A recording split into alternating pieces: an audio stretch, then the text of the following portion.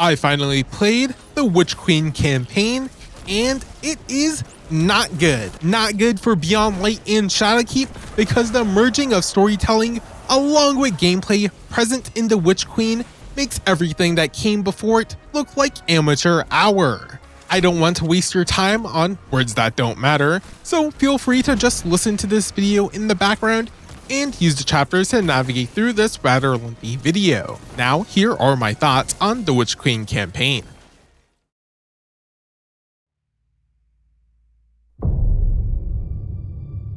In times of crisis, people look to their leaders for answers.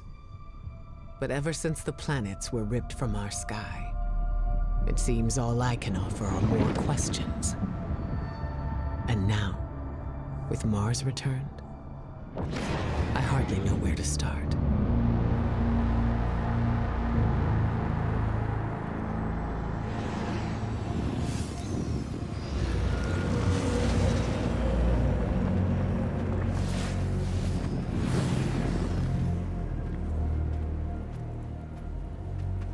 Where is she?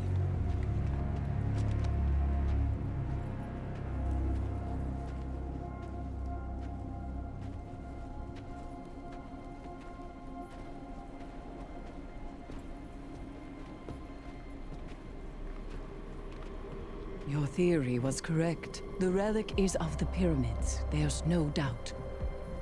Word is out about Mars. I need more time. The Cabal are mobilizing.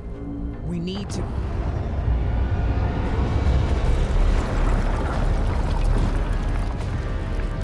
secure the camp!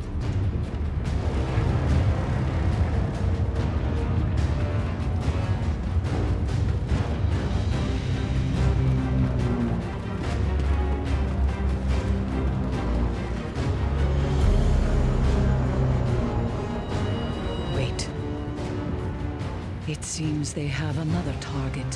What are they aiming at? Savathun.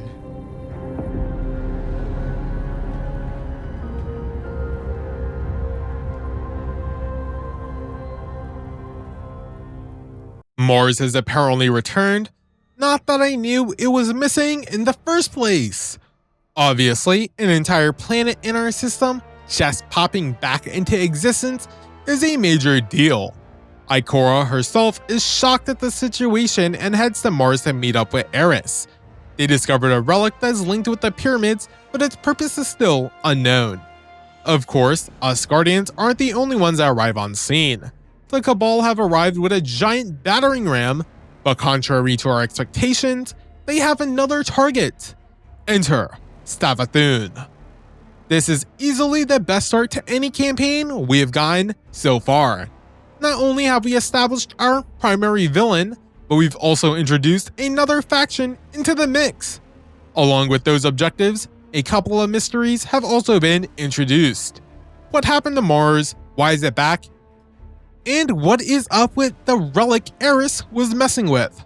Not only that, but Ikora also being confused at what is happening allows us to relate to her situation and immerse ourselves into the story that much more. And of course, the visuals are still insane. The design of Savathun's flagship is striking, and its lucent white sheen stands in stark contrast to most of every other environment I've seen in Destiny 2 thus far, let alone the orangeness of Mars. With that done, we are able to select between difficulty options in the campaign for the first time. Destiny 2's combat at the base untuned difficulty is embarrassingly easy. Even if you have never touched an FPS game, there is no challenge. You can barely even use your abilities because everything just dies so fast, and nothing can even threaten your life. So, being able to experience a more challenging campaign is a nice change of pace. I hope in the future that they will add more difficulty options to the campaigns, even if it is just capping our light level lower and lower. I know that this isn't true difficulty and people will complain about artificial difficulty in this, as, you know, real difficulty comes from like the mechanics, but I would like to play a harder version of the game at the very least. Difficulty options are not a revolutionary concept, and it is crazy that it took this long before Destiny finally implemented them into the campaign. Like seriously, how? Regardless, after selecting the legend difficulty, I'm taken into orbit before the mission can officially begin. We arrive at Afrascot 24A in Mars, in some sort of crop field. Some odd blue patches of darkness contaminate the ground. Ikora and Eris are together and are working on establishing hidden operations near the cradle. Eris fills us in that the odd patches are a side effect of Mars returning with temporal instabilities. An entire planet reappearing in our system no doubt drew Savathun out from hiding, even in her weakened state. I would like to know what caused Savathun to retreat in the first place, but that is left unanswered. Ikora lets us know that our end goal is to board Savathun's flagship, and in order to do so first, we must first fight through the Cabal blocking our way. I started blasting, and some pop-ups decide that now is the best time to give us the tutorial on how energy weapons work. I actually had no idea that using the same energy weapon type on a matching enemy shield created an elemental explosion. It's just that reading while shooting and moving is a little bit harder than it first seems. By the way, I can already feel the bump up from the legendary difficulty as I actually had to switch to a special weapon when dealing with a yellow bar. Oh yeah, I didn't actually have to switch it, but it felt more appropriate to do so, especially when I got the tutorial to pop up. This Cabal in particular drops a fuel canister that powers an energy launcher. As we glide down, we're able to take a better look at the giant cannon the Cabal are setting up. After taking care of the group outside, we were able to head inside and allow our ghost to hack the console. It's here that he decides to answer one of my questions. Apparently, Savathun went into hiding thanks to Morozov. This clarifies the power hierarchy a bit more, but now I want to know how Morozov accomplished such a feat. Our ghost's following line also clues us in on the timeline. Mara injured Savathun relatively recently, so Savathun showing up so soon seems reckless for a ghost, especially since she's the god of cunning. Clearly something is up, but nobody, not even Ikora or Eris, knows what. Everyone being clueless only adds to the absolute chaos caused by the return of Mars. While I appreciate Ghost's line as a new player, if I already know what's up, I wouldn't be surprised if these lines added to the noise of how often characters like to repeat information. Our ghosts gather enough information and gives us our next goal. What we have to do is not exactly a surprise, but why do we have to do all of the setup? What have the Cabal been doing this entire time, if not preparing the cannon? Surely they didn't just drop it in for fun. In any case, we kill some Cabal and pick up a wrench in order to open a fuel line. While not the most complex of mechanics, having smaller goals other than just killing things helps break up the monotony and provide a sense of progression. With the cannon now receiving fuel, we can begin activating the generators. As we approach the control room, our ghost continues to point out some valid concerns. Why is the god of cunning showing up with a giant ship? If the ship is the red flag and we're the bull, why is Savathun even holding such flag to taunt us? By the way, this was my first death so far, and yes, it was to me sliding off the sloped edge. Amazing.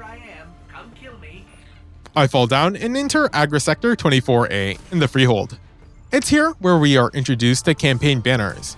These are like raid banners, but for the campaign. And the fact that I had to place one down immediately let me know that shit was about to go down. With our ghost no longer being able to revive us, I had to make sure to play it safer than normal, or else I would have to restart this encounter. We still need to reach the control room, and that requires us to obtain 2 goods from some engineers in order to override the control room. This encounter was pretty normal, but I got a little overzealous when fighting the second engineer. Legendary mode removes your radar, and I was just used to looking at it in order to figure out where enemies even were. This, in combination of not really being used to having to play safely in this game, caused some Cabals to flank me. Normally, this wouldn't have been an issue, but since this is the legendary campaign, even the normal trash mobs are able to deal damage to me. Thus, the Imperial Engineer's Stomp dropped my HP, and actually led to my second death in the campaign. Now that I gained a knowledge of how many Cabals actually spawn and where they tended to group up, I could play safer and more aggressively the second time around. I also decided to not troll too hard and pulled out my rocket launcher to finish the job. While some enemies swarm us at the end, this is the end of the encounter. While this was a fairly standard encounter, knowing that there would be future banner sections like this was a real change that let me know that this wasn't like the previous campaigns. We take the elevator up. Our ghost lets us know that he saw marching orders from Keitel, who wants to retake Mars' Cabal territory while hacking the system. I'm not sure who Keitel is, but that doesn't sound like a good thing. We realign the cannon. Our ghost lets us know that we'll be fine, but he'll be on standby to revive us. Even though it's just a throwaway line, I appreciate the fact that this gameplay mechanic was actually mentioned in the story. While managing our way through the catwalks, our ghost continues to voice his concerns. No Guardian has ever made their way into Savathun's ship before, and trying to figure out her intentions is driving our ghost mad. My first thought was that Savathun is here because of the return of Mars. Us boarding her ship would just be another one of the kooky ideas of us causing some mayhem. Since our ghost keeps on bringing this point up though, I highly doubt that Mars' injury caused Savathun to lose brain cells, and instead she's trying to goad us to board it. It would be cool if we could make the choice if we actually wanted to get on the ship, but you know, the narrative team needs their jobs and I probably would not be not wanting to get on it in the first place. The flagship looked massive from the ground, and stepping onto it only confirmed its size even further. Getting a closer look reveals more of the sharp-edged Geiger-like aesthetic. The absolute sense of scale this new displays is second to none. It continues to amaze me every time. Some splotches of void light stain the ground, which leads our ghost in for Ikora. Ikora obviously questions this, because we should be the only Guardians that have ever stepped onto Savathun's flagship. While Ikora thinks we acted too hastily, Eris reassures her. In what I think is an excellent line, Eris knows that Savathun is far too crafty of an individual, and if we were to wait to know what she had in store for us, we would wait forever. I can't help but agree. Trying to outsmart the god of Cunning is likely not the smartest of plans we could come up with. Facing the tribulations head-on, though, at least gives us the chance of brute forcing our way through. Ikora obviously says that we wouldn't wait forever, just until her and Eris could meet up with us to be some backup. Of course, our ghost doesn't think we should pass up this opportunity though, and I can't help but agree. The evening-like lighting makes this one hallway look insanely epic for no particular reason, but I'm not complaining. After crossing a few tight hallways, we officially enter the Lure.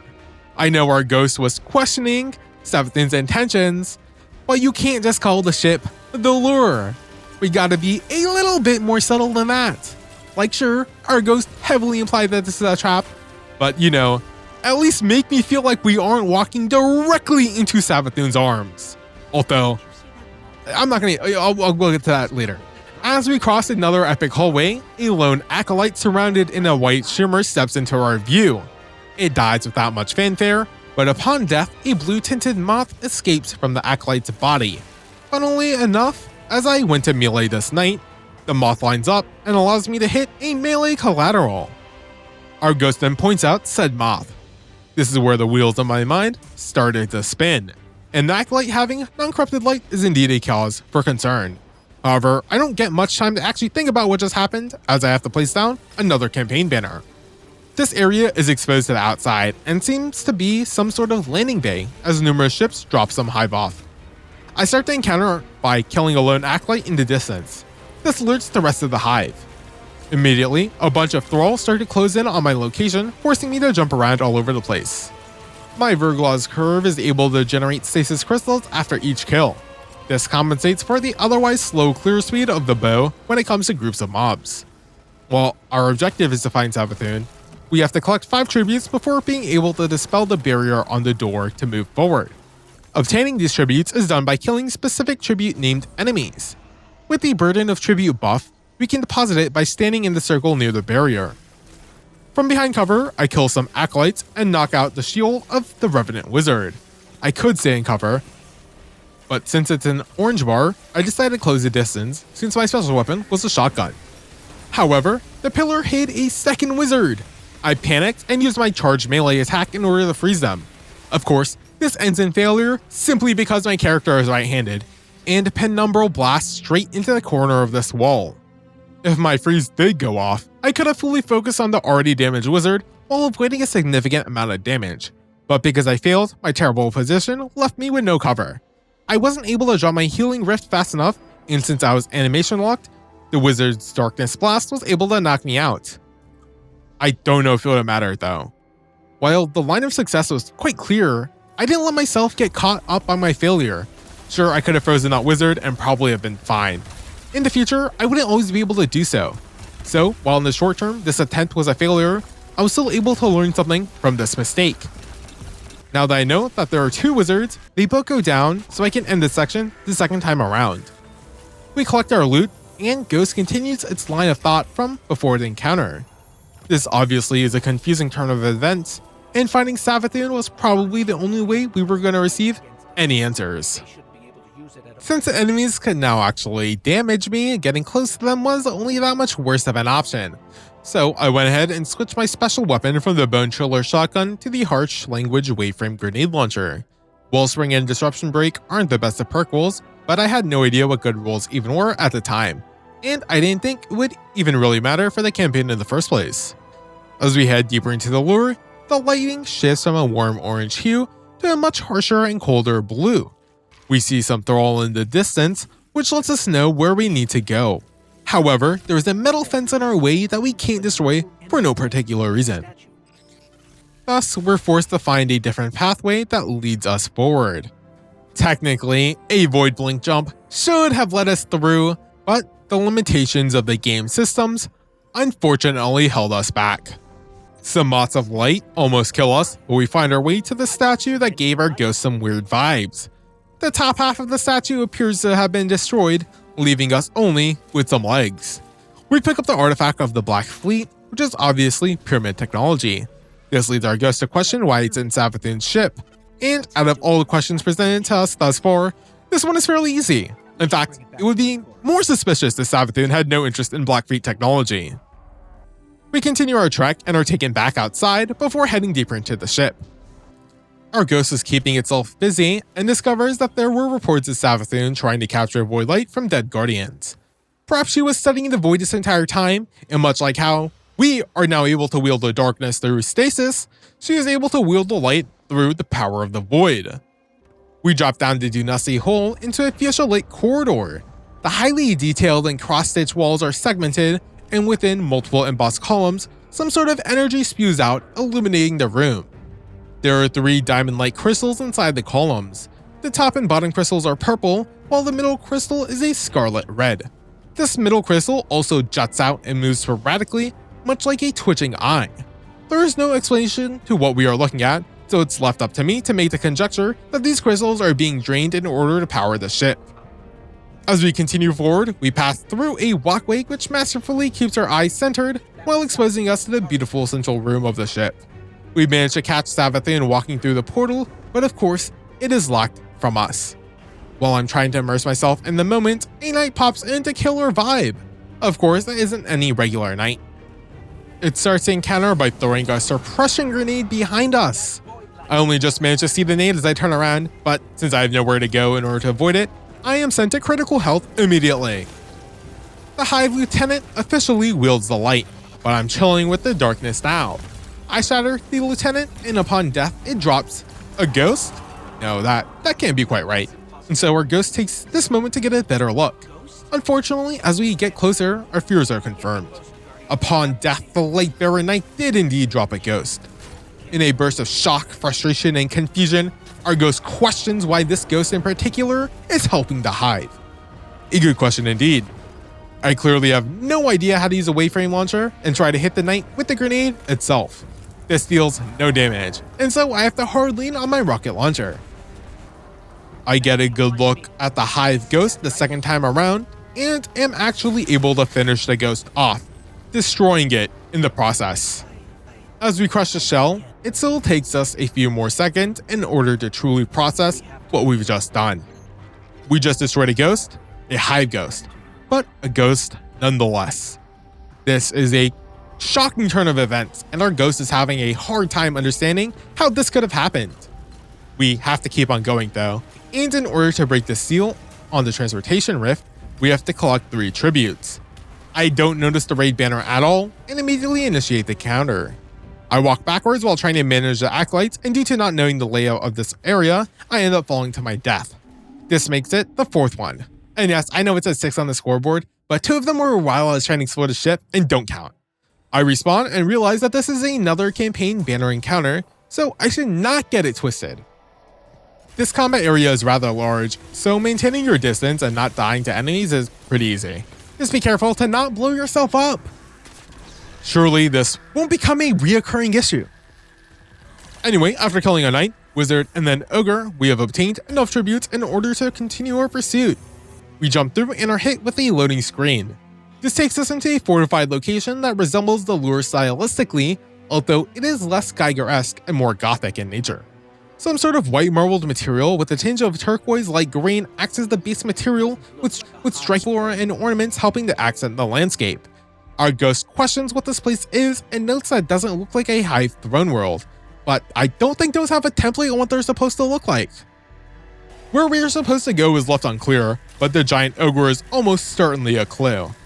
I make my way past the barrier, and Savathun herself talks to us. Well, I say talk to us, but in reality she simply asks us a question. I mean, I felt nothing, but obviously her question is meant to prod a little deeper into the whole psychology of us destroying a ghost. In-game, we didn't really hesitate to finish the ghost off. Besides, it was a hive ghost, so it doesn't really count as a ghost. Don't worry, as a human, I can confirm that discrimination is one of our strong suits. I kill not that many hive before Savathun, the Witch Queen, reveals herself. Our ghost notes that we are indeed strong, but that fight was too easy. As we try to open up our chest, we become threadbound and Savathun reveals herself and her 2 projections.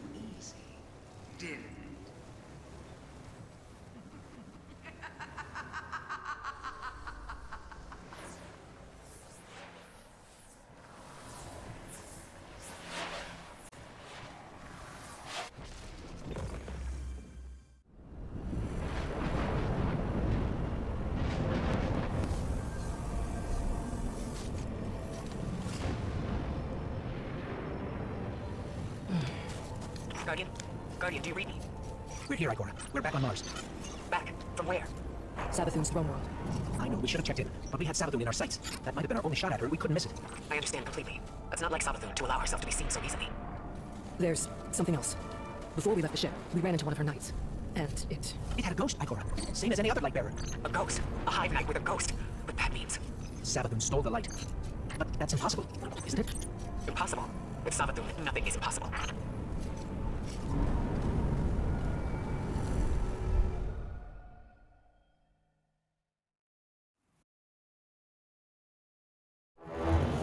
Savathun, the Witch Queen, Hive God of Cunning and Lies. Hive legend tells us she was born on a hostile, far-off planet, where she would have lived a short, uneventful life, if it weren't for the worm familiar that warned of an impending cataclysm. And so, she led her siblings into the depths, where the ancient worm gods offered them immeasurable power in exchange for endless blood tribute. From this, the Hive were born, and countless civilizations were condemned to extinction. For untold ages, they devoured life and light wherever it could be found, facing little resistance, until they tried to take on the Guardians. After the death of her brother Oryx, Savathun went into hiding. Not out of fear, of course, but out of strategy. Because Savathun knows the best way to beat your enemy is to join them. In her greatest trick yet, she infiltrated the Vanguard, weakening us from within, and stealing our most sacred resource, the one thing we thought she could never touch, the light. We inform Ikora of the situation at hand, but I don't know why this was done in cutscene form when all we needed was 2 lines over the radio. Seems like a waste of resources. The black and white cutscene of Savathun's origin story is told to us from Ikora's perspective. This not only looks sick, well, not eating much into the budget, but also helps catch us up to speed. Apparently, the Hive didn't just exist like they do now. Savathun would have been just another no-name, but her worm familiar warned her about an impending cataclysm. This led Savathun to head into the depths of some location where the ancient worm gods offered them immeasurable power in exchange for endless blood tribute. Tends to be like that when you're doing some sort of spooky ritual to ancient worm gods, you know? If there wasn't going to be an endless blood tribute, could you really have gotten real power, you know? And thus, the Hive were born. This was some insane lore to drop on us just like that. However, this is all Hive myth, and no doubt parts of it have been obfuscated and mystified in order to bolster the legend. But it does raise a lot of questions. Her worm familiar has some relation to the worm gods, but it's left unclear to us where Savathun got it from and what it really even is in the first place. How did the worm even know about said catastrophe, and why did it warn Savathun? We are left in the dark. Savathun also managed to take over Osiris and enter the Vanguard in disguise. After that discovery is most likely when she was injured by Marsov. The story was most likely explored in the seasons following Beyond Light, but as someone who is not able to play those seasons, they might as well not exist because they don't exist in the game. Like, there's literally no mention of the seasons existing. No cutscenes, no dialogue besides whatever dialogue we have here now. It's kind of wild. I wish at the very least I could watch those cutscenes in game, but no, I have to figure out what the post Beyond Light seasons even were before knowing what cutscenes to even watch. So while the story is fairly connected, if you can only play the campaigns, a lot of detail is left unknown. The writers do their best to catch everyone up, which leads to some repetition in dialogue, which is either good or bad depending on how you look at it, but they can only do so much when they have a much more important story to tell. We return to Ikora, but she doesn't say anything of note and instead is just reflecting on the events that have occurred. We head back to the relic with the Black Fleet fragment. Say that 300 times fast. I don't know why I chose 300, let's go 3 times fast. That's a little bit more reasonable. After the cutscene plays, we are granted access to the relic.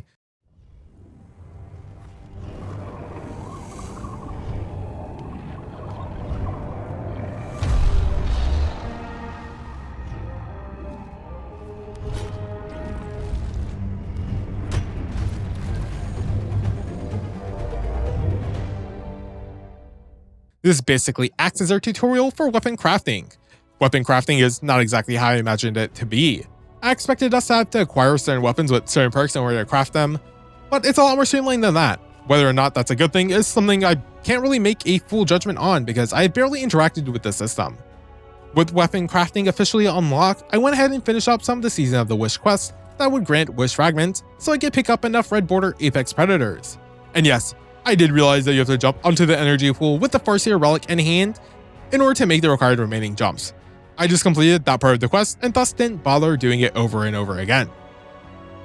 Also, apologies for any sped up footage or audio you might experience. I ran out of space multiple times on my hard drives and had to record a video of the actual raw footage in order to save space. I wasn't going to stay on my computer doing nothing for several hours, so I sped up the footage to 2x speed for my own sake. Slowing down the video messes the audio up hard, so it has to stay in 2x. This should only be an issue for the next mission. 1 hour of footage at the quality I recorded is around 60 gigs of storage, so you can figure out how this quickly gets out of hand. Even though YouTube's compression drastically drops the quality, I still want the videos to not look like a mess of pixels, so I'd appreciate it if you dropped a like to help me out. In any case, I obtained enough Wish tokens to purchase 5 Red Border Apex Predators, so I was able to craft one with Reconstruction and Bait and Switch. I also went ahead and farmed the Perdition Lost Sector on Master a couple of times. Okay, a lot of times. It was Glove Day and I was trying to get a pair of Osmiomancy gloves in order to better match my stasis build. This, unfortunately, did not end up panning out. However, I did get a bunch of other gloves. I was originally going to use the Controverse holds in order to void bomb people, but the sun bracers looked pretty sick. And as I searched all of them up on YouTube, I learned that the sun bracers were actually getting nerfed in the final shape. So, I had to do it to them. Besides changing Icarus Dash to Heat Rises and changing my nades from whatever to solar, I didn't worry about anything else. For my mod situation, I still didn't bother even changing anything out because I'm not concerned in trying to figure out that whole system at this time. I did swap from my Stasis Virgil's Curve bow to the Solar Kigu's Divination bow as well. I obtained this bow from the exotic memorial thing at the tower along with the rest of the exotic bows that I could obtain at the time, if you were curious. We return to Ikora with the knowledge that the relic is able to shape a weapon out of a fragment. Ikora suggests that it was almost like we shaped the weapon based on its own memory, meaning that somehow the relic can manipulate time. Can Savathun also use the relic? Or even the fragment? Ikora doesn't know, and we definitely don't. Thus, forces us to return to Savathun's throne world in order to gain some more knowledge on this situation, which is something we can just do. Surely we don't take the cannon into the lore and then through the portal every time in order to reach Savathun's throne world, right? But how else are we able to reach this location? This is never addressed. The situation with the relic is also never addressed, but it is used later. I guess they really had to justify crafting, and at least they did tie it into the story, so there's that at the very least. We find ourselves back in Savathun's throne world in the Queen's Bailey. Our ghost supposes that the Hive world is made out of light based on Eris's information, which says throne worlds are kingdoms of thought, built according to the desires of their creator. Our ghost questions why Savathun is letting us walk into her throne world. That's a great question, but I would like to know how we were here in the first place. someone named Finch contacts us over comms and informs us that we aren't supposed to be here. This situation is unfortunately a lot more complex than that. I'll just assume that the reason we are back here in Savathûn's Zone World is by the aforementioned reason of taking the portal through the lore, and having us actually play through that entire section over and over again would be a pointless exercise in misery. From the end of the last mission, we realized that while our execution was brilliant, our plan played completely into the hands of Savathûn. So that means Savathûn does actually want us to be in her throne world. This is only made even more confusing because I'm not even sure how we managed to escape Savathûn's grasp at the end of the last mission in the first place. The best guess I have is that Savathûn ejected us from her throne world, but now I'm not sure why Savathûn would release us when she has us captured in the first place. Why is our guardian and ghost not questioning this? Would Ikora's intrusion in the end, maybe her and Eris actually did something which allowed us to return to Mars, but I have no idea what transpired, and that just seems like a major gap in my knowledge. Our ghost questions the voice contacting us, and Finch is all evasive when it comes to answering our questions. He just tells us to get out of here before Savathûn realizes that we are in her throne world. Unfortunately, I refuse to believe that this random person knows that we are in Savathûn's throne world, and Savathûn herself does not know that we are in her throne world. Ah, what a clunky sentence. Regardless, since this person did take their time to contact us, somehow they count as a lead, and thus finding the source of their signal is probably something we should do. We're able to pick up some deep sight off the ground, somehow, and this allows us to access some alternate dimension platforms. What deep sight is, and why it just exists on the ground as a buff we can pick up, is never explained. This is a reoccurring mechanic throughout the campaign, and it just existing without even the tiniest bit of exploration into its nature is a little weird. These platforms take us through some dark hallways where we need to activate deep sight again in order to jump onto some more platforms before clearing out some mobs. You control yourself in this section pretty easily if you don't pay attention. I'm able to get a much better look at the statues of Savathûn in this area, and yeah, they are very, very much so inspired by Alien and Geiger's overall stylings. A theme that is common throughout the Hive, but so much more apparent in Savathûn's ship and throne world. Finch contacts us again because we're causing a commotion rather than just sneaking away like he advised us to do. Our ghost cuts the chase and asks Finch what they know about the Hive wielding the light. Our actions allow Finch to realize that we won't just vanish like he desired, and thus agrees to meet up with us outside of Savathûn's fortress in order to make our intrusion more meaningful. Our ghost tracks onto the location of Finch, and we have to make our way outside of Savathûn's fortress. In order to do so, we need to open up a gate in order to progress, and in doing so we end up tripping some alarm signals. This requires us to capture a point as we defeat the swarming hive. This isn't too bad, as I managed to complete this section on the first try without much difficulty. Once the gate is open, we talk with our ghost. Ghost voices his concerns and believes that Finch is most likely not from the Vanguard. Seeing as we're unable to identify him, that's not the most out there of guesses. The more interesting thought though, is that he thinks that perhaps this voice is actually just Savathûn disguising herself. This actually lines up with exactly what I was thinking. We're like a moth, and this one hint of where to go is the flame drawing us in, especially since we don't know what Savathûn is up to at this moment. We reach a quagmire and place down a campaign banner. Our ghost is able to identify some enemies in the distance and recognizes them as the Scorn. According to him, the Scorn don't tend to just show up without receiving explicit directions, so now we have to question why these enemies are here in the first place. As I try to approach the group, I immediately get blasted by some lightning and am basically sent to critical health. I find the nearest bit of cover and consume my solar nade in order to activate some bracers, and heat rises. I also go ahead and place my well down, but the barrier guard goes down much faster than I anticipated. As I work my way towards the second barrier guard, a loosened moth explodes and instantly kills me. Sure, I was regaining health, but one moth dealing 75 to 80% of my total health seems just a little bit ridiculous to me. The second time around, I just went ahead and repeated the same tactic as my first attempt, but I maintained a little bit more distance this time around. It wasn't until after I cleared all of the ads that I focused my attention on the guards. I went ahead and hit this one with a single pump of my shotgun in order to activate bait and switch, which allows my apex predator to take the second one out. I did the same thing to the third barrier guard. Their deaths drew the attention of a light-bearing wizard alongside several more barrier guards. This wizard is actually pretty spooky due to its massive DPS at close ranges, and its erratic movement made hitting it with my rocket launcher a much more difficult task. Nonetheless, I crush its ghost and am able to drop the barrier in order to progress. As we do so, our ghost voices concerns that it is still uncomfortable with the fact that hive ghosts exist. Ghost then lets us know that all ghosts were created after the collapse.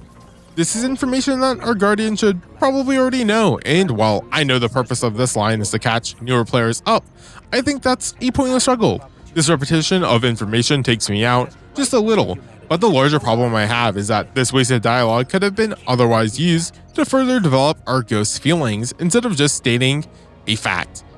I have the same issue with our ghost following line of it stating the fact of ghosts choosing hive instead of a human. Yes, that's why there are hive ghosts. We've repeated this information like 10 times by now. Regardless, as we exit the fortress, the rest of the throne world reveals itself as a dark swamp-like location. This darker and much more grim location stands in stark contrast to the much more vibrant and lucent fortress. As we reach Finch, we realize that he was actually a hive ghost this entire time. This officially completes the mission. Our next objective is to talk with Finch, but because this location is currently being instanced, I'm unable to talk to him without launching the next mission in order to enter a non-instant version of the throne world. I don't exactly have a problem with this, but it's weird that the mission end timer is a whole 30 seconds when there's nothing else for us to do. We talk to Finch. Finch reveals to us that he used to be a ghost of a hive knight. In fact, his host is on the ground right now. But he decided not to revive him. Honestly, I never even considered that as a possibility, but imagine if our ghost just decided not to revive us. In any case, after a considerable amount of time, Finch eventually began to have doubts that the Traveler's will included killing other guardians with the light, and believes that Savathun is up to no good. As a light bearer who has killed many hive, including ones that wielded the light, I would argue that this is probably within the Traveler's expectations, especially since hive ghosts have a unique look, and we as guardians can now wield the darkness. Besides, we know that the Traveler once gifted the Lixnay, so I don't think it has any hard feelings on that front. We also don't really know what the Traveler wants besides not wanting to die. That's pretty much it. We just have a ghost, and the rest so far has been up to us to make do. It just so happens that a lot of our enemies also want to kill the Traveler. Regardless, this internal conflict immediately makes Finch quite the interesting character and a foil to our own ghost. Finch points us towards an abandoned hive temple where we should head to first in order to search for some more clues. This is also technically where Finch first tells us his name, but I was able to read his name from whenever he first contacted us. The wall of text provides us with some more details. Finch isn't sending us at a temple for no reason, but instead has some proof of the Lucent Brood's shady schemes. He hands us a fragment that he swiped from the apothecary wing, with his hands. Its purpose is unknown outside of the fact that it's used in some sort of twisted hive ritual. We bring it to the evidence board. Icor's agents have been hard at work, but haven't been able to produce any concrete pieces of evidence. This fragment is the best we've gotten so far. We take a better look at said fragment and are able to connect its appearance to some metallic ore that we've seen back at the throne world. If we find some of that ore, we should then be able to compare the samples in order to gain a better understanding of what we are looking at. Approach the temple and contact Finch. He asks us to not just throw his name out there in order to not alert the other hive of our newly found friendship. I decide to honor this fair enough request. After clearing out the mobs chilling at the entrance, we ask Finch for some more details. Apparently we're looking for Sagira, Osiris's ghost. Xivu Arath somehow backed Sagira into a corner, but Savathun was the one who actually found her shell, which allowed her to impersonate Osiris. This actually explains how Savathun was able to trick someone as adept as Ikora and increases our connection towards this mission. This is most likely already known information, but the way it is mentioned and integrated into the story and dialogue is much more natural and is attached towards our overall goal. Our ghost is still suspicious of Finch though, especially since he was so trusting towards us. I can't help but agree. Finch could totally still be a part of Savathun's plans, and we could be playing straight into her hands. We don't actually know if Finch is even the ghost of that random Hive Knight, or is just using it as cover. This lines up with our ghost's general distaste for Hive Ghost. Finch says that they are also taking a huge risk in trusting us, which is a fair rebuttal. Finch betraying the Hive is a spooky prospect and is most likely taking a huge toll on his mental. We placed down our campaign banner and entered the Temple of the Wrathful. Numerous Hive are occupying this area, and we must clear them out. I ended up dying to this Lightbearer acolyte for no good reason. I didn't need to get as close as I did, and using a rocket launcher at this range was also not the play. I died a second time for pretty much the same reason. Being in the air makes you quite the easy target, especially since I'm pretty bad at making sure Fire Snap secures the kill, which ties in with my whole Sun Bracers and Solar Grenade cooldown. After taking care of both Light-bearing Hive, the third time around, some more Scorn ambush us, but the encounter has technically ended. Our ghost turns into the Joker as we destroy other ghosts. However, the fact that ghosts can even transform into a Hive variation should give our ghost some pause in this super aggressive line of thought. Finch points out that by that logic, he should also be crushed into pieces. Ghost suggests that perhaps we should, especially if he turns back to the Hive. Finch accuses our ghost of judging Hive ghosts too harshly. Our ghost justifies its thought process by saying how ghosts joining the Hive was a choice that they made. Finch responds with a pretty good line that relates to the overall themes of the Light and Darkness saga. Making a choice doesn't always mean you have multiple options. This line has much more meaning behind it than just being a surface level rebuttal. We, as a Guardian, didn't choose to become a Lightbearer. Our ghost made that choice. And even in that choice, we don't know how much of a choice that was just based on what we know about ghosts. The very first line of dialogue our ghost said to us when we woke up for the first time was something along the lines of, "I don't know how long I've been looking for you." Why would our ghost be looking for us? Why did it not choose to revive another body? This same question can be asked for all the other ghosts as well, Hive included. This one line questions the entire nature of ghosts, which is why I think it's pretty good.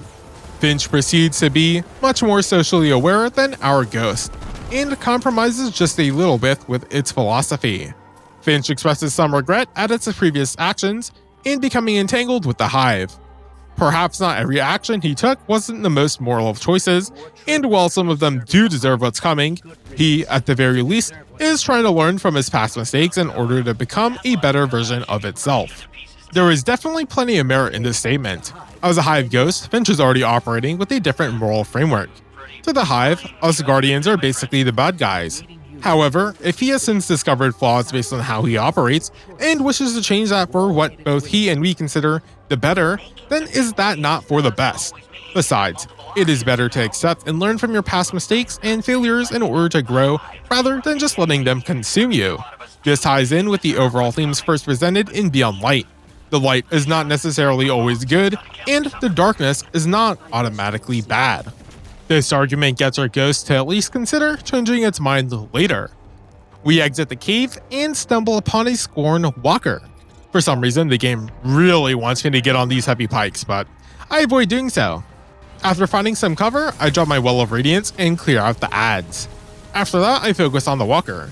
The Scorn Walker actually has an additional mechanic attached to it, and upon breaking its leg, it actually produces a barrier which requires us to enter close quarters. The Walker is still stunned during this time, but as soon as it starts to recover, additional enemies spawn and we're in the middle of them. I could have run away much sooner, but because I could respawn, getting into deleted here doesn't really matter too much. I take care of the Walker after I respawn, and I'm now able to continue on. A shimmering chieftain alongside some ads are protecting a crystal.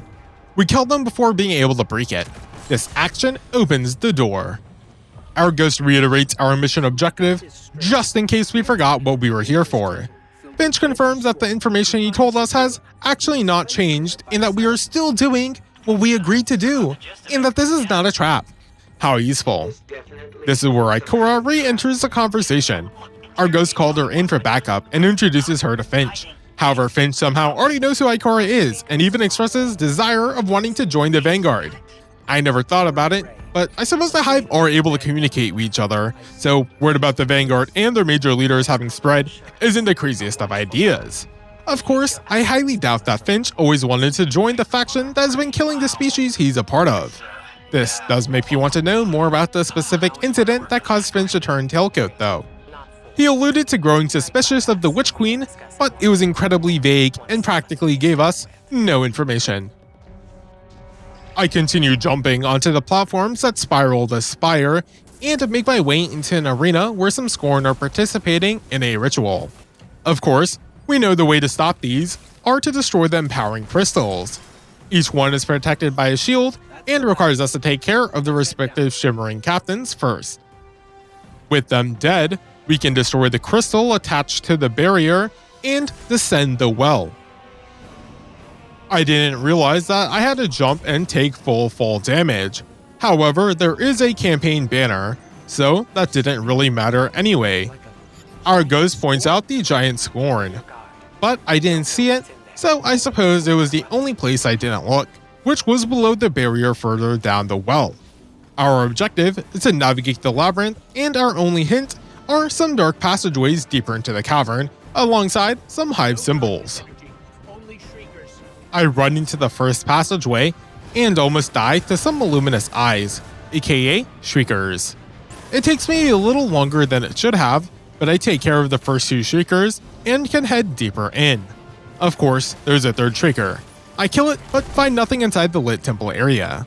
Since I couldn't do anything here, I made my way back to the center. It was here that I spotted Brutic's Lightblade, the giant Scorn our ghost pointed out. He has a shield around him, and that is no doubt attached to the Hive runes mechanic that I am working on figuring out. I run into the Hive symbol that I will refer to as the businessman. Let me know what you ended up calling all these symbols. In this dark passageway, I am rushed down by some Ravagers.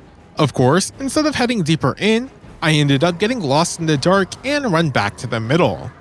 I find the same symbol, but it leads to a different part of the cave. In here, there are a bunch of stalkers that I need to clear first. With them dead, I'm able to run into the back of the room and destroy the first crystal. The Lightbane still has its shield, but some additional eyes have spawned in. I run back into the first businessman's symbol. This time around, I managed to navigate my way into some side room. I dropped down my well of radiance and killed Az and Shimmering Captain in order to destroy this area's crystal.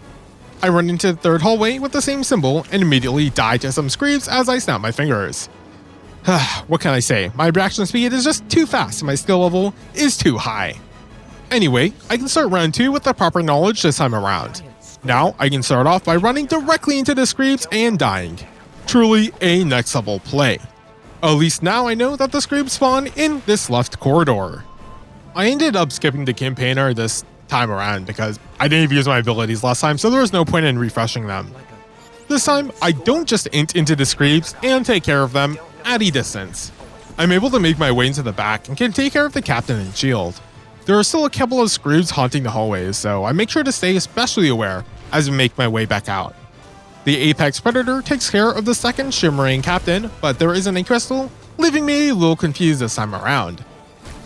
Since there isn't anything for me to do here, I head towards the third entrance with the symbol, and just like my first attempt, the second crystal is here.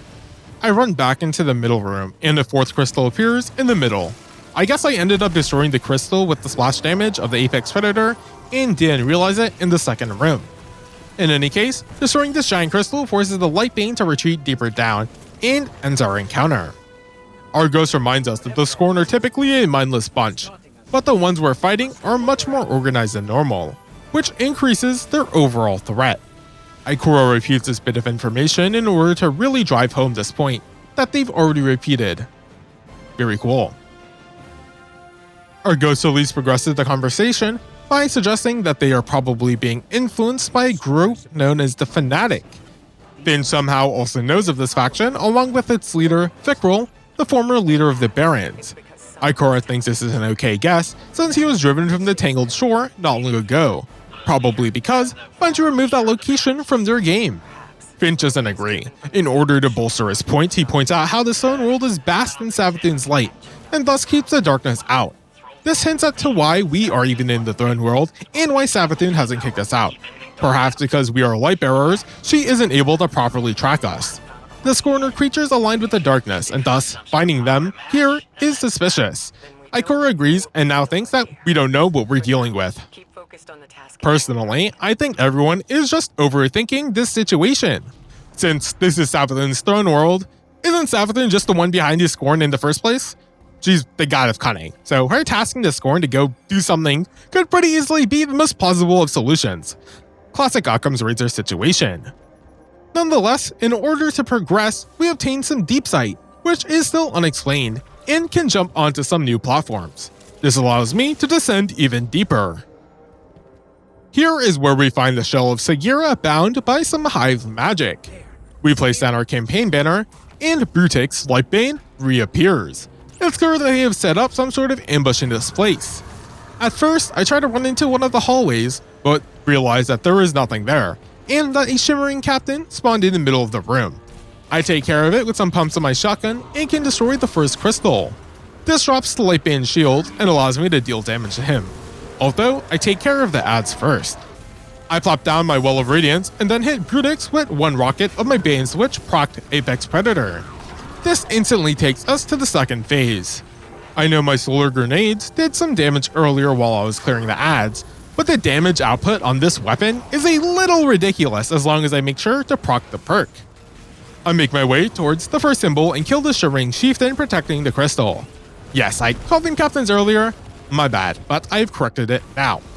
After that, I worked my way towards the second crystal.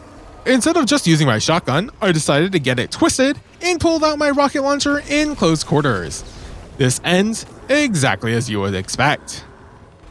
Okay, this time around, I just need to not kill myself, a task that is a little harder than I would like. The first Chieftain and Crystal go down pretty smoothly. Riddick dropped my HP down pretty low and I decided to play it safe, so I dropped my Well. Another Apex rotation takes us to the second phase. The first symbol actually ends up spawning right on top of me. This confused me for a couple of seconds, but as soon as I realized what was happening, I turned around. I maintained proper distance this time, and, of course, as I strafe bunny hop backwards, as soon as I pull out my rocket launcher to fire a shot, some random floating high pillar blocks my vision.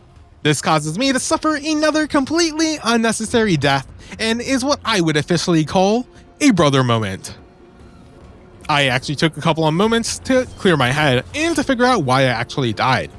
I know now why, but at the time it was so dark that I didn't actually see the object, even upon death, so I assumed that I was simply too close to the enemy once again. I misclicked and accidentally dropped my Well of Radiance early instead of just Phoenix diving to the ground. Because of this mistake, I decided to play it a little safe and bait the Lightbane into one of the carved out rooms. This was so I could take care of the ads that spawned in the middle, while maintaining a safe distance from Brutix. That was a factor I was paying super close special attention to. I proceeded with phase 2 and managed to not kill myself this time around. With those 3 crystals gone, I can DPS Brutix and enter the third and final phase. Nothing changes this time around from the second phase, we just have to go through another rotation. I really think that this is where Brutix should have entered some sort of enraged mode and chased us down into the side rooms themselves. Being able to avoid him in those rooms completely made his presence much less threatening overall. Okay, like a lot less threatening, significantly. Every time there's a boss in the middle of the room and they aren't an ogre, they always end up being a non-presence.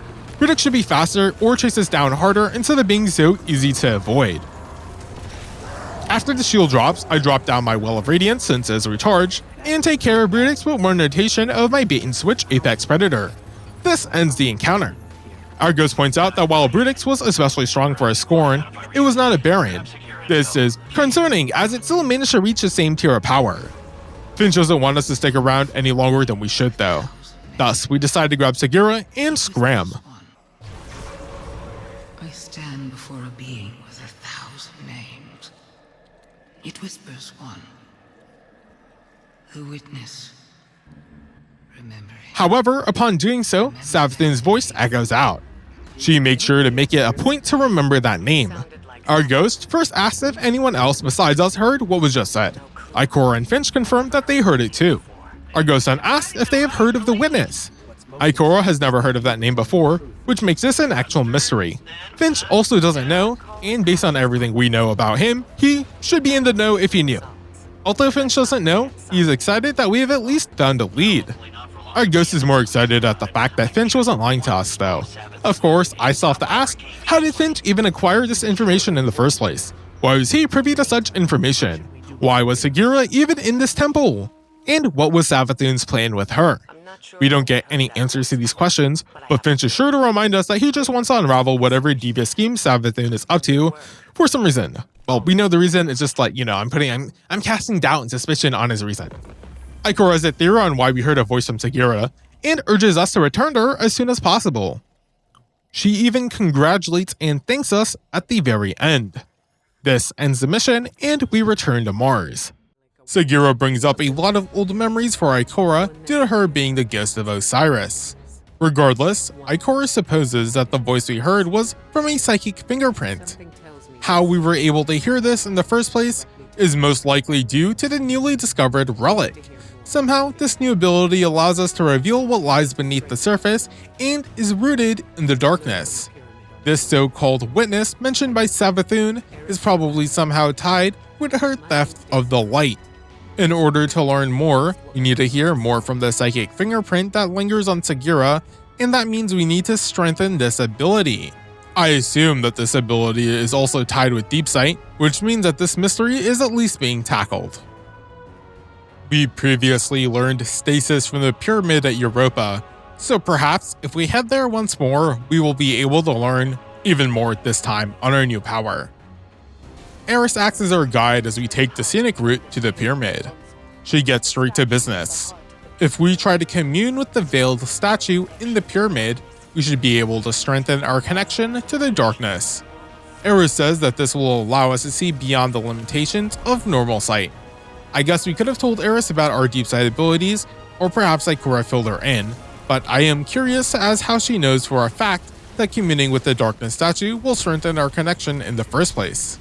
We already got stasis, so what if the statue is all tapped out of power? I haven't been able to learn anything else from it ever since I finished earning all of the aspects. I guess Eris is just hoping for the best of results. After clearing the scouting party, our ghost manages to pick up on the signal of an outgoing Cabal transmission. It's from Keitel, and she wishes to inform all of the warriors of the Cabal Empire that certain groups of Cabal have encroached upon the European pyramid as they hope to gain something from the darkness. Those Cabals are defectors and should be taken care of. These messages help establish the current state of the Cabal. However, it wasn't until the third line that I began to think that Keitel might be one of our allies instead of another bad guy like I first assumed. She says that her father's obsession with the darkness must not infect her own ranks. Our ghost then refers to Keitel as the Empress. Apparently, at some point, we befriended the Cabal Empire. I wasn't able to play the Red War campaign, but I know we had to stop Gaul, the previous Cabal Emperor, and it was that event that caused the Traveler to wake up, which is why the pyramid ships are now here. At some point after that, Keitel took over and decided to create a truce with the Vanguard. That's a pretty interesting development. Since even the Hive can wield the light now, I wonder if we're going to start seeing light-bearing Cabal in the future. We are fighting a group of Cabal deserters right now, so perhaps they will actually have gained something from the pyramids and will start attacking us with some powers of the darkness. They've already made a ton of progress by setting up this camp. During all of that, we placed down our first campaign banner. This area is extremely open, and it's not all that dense. I'm able to just float over the area and deal with most of the trash with some solar nades. The only actual threat is the Goliath tank hovering around. My heavy is the only real way for me to deal damage to this thing, and of course, that requires me to not kill myself with my rocket launcher. This really shouldn't be as difficult of a task as it is, but every time the rocket launcher is in my hands in close quarters, disaster is just a single click away. I pushed up and I found out where all the Cabal are the hard way. I got whittled away by the ground troops, but the Scorpius turret is a vicious sniper, so being low health near it was a death sentence. My second attempt ends in failure for no good reason. Like, I just died 20 seconds in. I'm just running headfirst into a group of Cabal and not hiding behind cover, so I don't know what else I was really expecting. The third time around, I decided not to just hold my forward key straight into the enemies. I also decided to use my Will of Radiance early on the first tank, just because I could. I knew what was ahead, and I didn't really need my Will for anything anyway. I killed ads, but somehow none of them dropped any heavy ammo. This made the fight against the second Goliath tank a miserably tedious 80 seconds.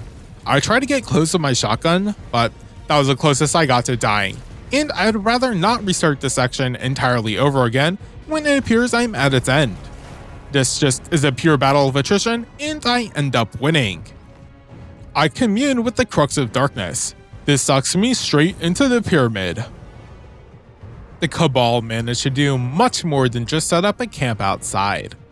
Inside the pyramid, they've already erected some shields to block some critical doorways. As we try to traverse the passageways, the pyramid's walls shift, blocking certain entrances, all while creating new platforms for us to traverse ourselves. This allows us to find our way past the first shield. Our ghost decides to notify Eris about this development. Eris relates our experience to hers. When she first explored the pyramid, she felt that the pyramid sensed something in her that caused some sort of resonance. The pyramid connecting with Eris in any sort of way actually caused her to feel an immense amount of resentment. This helps reinforce Eris's absolute hatred for the darkness, but even she had to learn how to use it. I wonder if this means if Eris has the ability of Deep Sight, if she's learned some more powers from the darkness, or if it's just referencing her ability to use stasis as we learned from Beyond the Light. After clearing out some more Cabal, we discover more information while talking to Eris. Apparently, Xivu Arath destroyed the homeworld of the Cabal. That's a completely new revelation to me, and I have no idea when this took place in the timeline. I don't know if it makes sense for Gaul to have gone on a crusade against a traveler if Xivu was still out there, so it was probably after we defeated him. This means that Xivu Arath most likely destroyed the Cabal homeworld after that, and Kaido became the Empress after that. At least that's what I've gathered from the dialogue thus far. We enter the next room and fight off some more Cabal before disabling a jammer. Somehow, the Cabal have created technology that can actually affect the pyramid itself, which seems pretty insane. It's even crazier than that though, because the jammer disrupted my OBS recording even though I'm several dimensions apart. Nothing too crazy happens though, we simply traverse through some more rooms while taking care of some more Cabal. There were some tunnels of wind that pushed us up several floors as well. I'm glad that air conditioning exists inside the ship. Our ghost suggests that the pyramid isn't helping us out of generosity. While the darkness is a neutral force, the pyramids themselves have their own agenda and are somehow manipulating us. This makes me question how exactly the pyramids function even further. Is there some entity controlling these pyramids? Are the pyramids just sentient triangles? Like, what exactly is their deal? Where is the veiled statue involved in this cluster? Is it the one controlling the ship? I don't get any answers. I also chose to avoid this campaign banner for some reason. If I had hazarded a guess, I probably just straight up didn't see it. Regardless, this begins our second encounter. I take the high ground and pick off the Cabal infantry from the east side ledge. Somehow the Cabal have built up such a force inside the pyramid that they can just send in a ship with reinforcements. This is where the Imperial Deserter shows its face. I'm able to chunk most of its first bar of health using only my Tiku's divination. However, as the rest of the ads decide to spawn in, I have to redirect my focus. Okay, well, I don't have to, but I decided that I should take care of them first before trying to initiate the second phase of the boss. While my plan was good, running towards the group of enemies instead of just using my already good position was not the smartest of decisions. I realized the error in my ways fairly quickly though, and relocated myself onto the highest ground possible. I wasn't even trying to hit the Imperial Deserter, but the splash from my Apex Predator did enough damage. I focused on clearing all of the ads first before re-engaging with the mechanic of disabling the jammer. Okay, calling disabling the jammer a mechanic is stretching that term a little too thin, but it does force us to reposition, which is something, I guess. My solar nades destroyed the deserter's health bar, and so I disabled the jammer once more. I even managed to get back into my well of radiance with 5 seconds left on it. The Imperial Deserter decides to act a little threatening for once and jumps onto the platform where I'm standing. I unload a few pumps of my shotgun and rocket launcher, but in one of the scariest moments I've experienced thus far, the Deserter stomps down and knocks me back off the edge. I'm panicking like you wouldn't believe in this moment because if I'm going down as a warlock, I'm never going back up. Luckily, the platform directly below me was accessible from the backside, and I could find my footing on some solid ground. After that, I finish off the Imperial Deserter, and our ghost picks up on the conversation. Our ghost actually points out that surely something must control these ships. This is where Eris chimes in. Queen Marasov has traveled beyond our heliosphere and encountered the entity that commands the pyramids. Eris actually answers some questions I had. This entity that Mara discovered is most likely the same entity that Savathun referenced in Sagira's imprint, the Witness. This entity's mind alone is louder than anything else Mara has encountered and has many different voices. One of those voices took on our appearance and talked to us in the Black Garden. Unfortunately, the ending of Shadowkeep was not exactly explained at all. But if I had to guess, that voice and/or presence was most likely from that veiled statue we found in the Garden of Salvation raid. That means the veiled statue we embrace the darkness with in Beyond Light is most likely the pilot of this pyramid. This also means that the statue is connected with the Witness in some way. While these thoughts fester in my mind, I still have to continue my journey. As I proceed to slaughter some more Cabal, it really dawns on me that these pyramids are beyond massive. Like, how is all of this just able to exist in the pyramid itself? Like, it's pretty wild. As I walk into the next room, the surreal style of the pyramids is taken up a notch. Some scraggly statues are lined up for some unknown reason. The middle of the room is adorned with some multicolored green and gold reflective blocks. This one level is wild and showcases the amount of variety that has never been present before. This mission started in some snow and now we're in the middle of an alien pyramid. The contrast really helps in making us feel like we've taken quite the journey. Being able to interact with the mobs from all the way up here is also pretty neat. Our ghost chimes in to remind us of Ikora's words and our goal for no great reason. Yes, I got it. Deep Sight should allow us to see psychic imprints of past events. Our ghost's final observation is interesting though. The light made us forget, but now the darkness is helping us remember. This ties in with the overall themes of the darkness not being evil and the light not being good, but also develops those ideas a little further. Isn't it odd that in relation to memories, the light is more associated with erasing them, while the darkness is about remembering everything? We were resurrected by our ghost and remember nothing before that. We haven't even tried to figure out anything about our past lives or even ask any questions on it. If I wanted to read into it even further though, most people tend to only focus on and remember the best moments in their lives. This is why nostalgia is such a powerful emotion and is often used to manipulate us. We don't tend to remember all of the bad moments, or even worse, boring moments. Think about how much of our lives are filled with absolutely nothing. Even when playing this game, there's a bunch of travel time, and those aren't the moments you remember. In fact, for these videos, you don't see like 80% of the footage. How much of what I'm showing to you, the viewer, right now, is even an accurate representation of the game and my gameplay. You don't even see most of it, especially because you're too busy hitting that like button. We place down our campaign banner to begin the third encounter. The Cabal grouped up in front of us are unleashing a volley of their finest ammunition against the veiled statue, and we must stop them. The Cabal jammers make their reappearance here, except there are 3 of them this time around, each in their respective corner. After disabling them, Valistral Gur, the Exiled, makes his appearance. I activate Sunbracers and toss out a few nades as I try to find some high ground. This does enough damage to Valis to trigger his second phase. The jammers have unjammed themselves, so we have to unjam the jammers once more. This is where the fact that there are 3 jammers actually matters. Due to their locations, we have to run out of cover multiple times. This of course exposes us to all the Cabal adds, which increases the overall risk of the encounter. While there are a decent amount of enemies, the pyramid changes after each jammer is disabled, in order to provide some additional areas of cover. Along with that, this room is massive overall, and so if you clear out an area, you have a good amount of time to recover before the enemies can close in on you. This was also the first encounter where I understood why sun braces were getting its nerf. I don't know what exactly they were changing, but when I accidentally ticked over the boss's phase, I was like, yeah, the damage output, along with its area coverage, might be a little overtuned. I wasn't even the best at maintaining my melee cooldown, let alone remembering the fact that heat rises existed.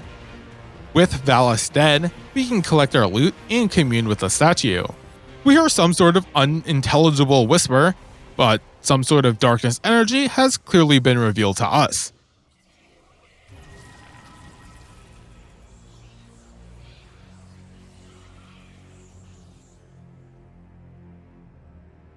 I also made sure to look behind the statue this time in order to not repeat the Shattered Throne incident. The view behind the statue is pretty insane. It almost looks like as if there are ruins of an entire civilization back there. With the Cabal presence taken care of, and us having successfully communed with the veiled statue, we have no reason to stay in the pyramid anymore and return back to Ikora. We still cannot unlock the memories in Segura's shell, even though we have improved our deep sight powers. There must be something we're missing, and that might be related to whatever energy the Hidden have discovered back in Savathun's throne world. We begin the 5th mission, the Mirror, with us in Savathun's throne world. This is where Ikora's the Hidden detected a previous surge of psychic energy. With Segura's shell and a greater connection with the darkness, perhaps we can delve deeper into the mysteries present. First, though, we need to find the source of this energy. Unfortunately, some pyramid-related technology is causing interference between us and the coordinates Ikora sent us. This is where we turn the corner and stumble upon some Scorn occupying some Black Fleet architecture. After defeating them, the barrier around the pyramid spike goes down, but our ghost detects another nearby. After destroying the second spike, the barrier goes down, and I'm able to enter the Witch's Echo. We acquire Deep Sight and are able to pass through another barrier where we have to defeat some more spawn. After taking care of the abomination, I picked up some more Deep Sight, but the barrier didn't dissipate like it did previously. With the path forward not exactly clear, I spent an embarrassingly long time running around in the same room over and over again. However, as I picked up the Deep Sight buff on my 7th time around, yes I counted, I finally noticed an entrance reveal itself on the west side of the cave.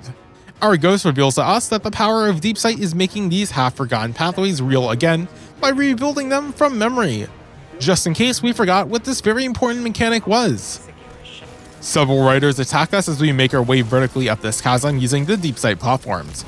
Of course, the real enemy is me as I warlock jump over the final platform. I don't die from this, but have to wait some time in making my way back up. Somehow, my second attempt at this jump went even worse.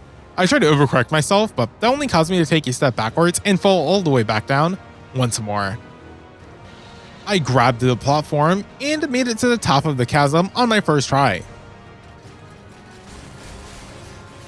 After defeating a Scorn in the area, I pick up some more Deep Sight.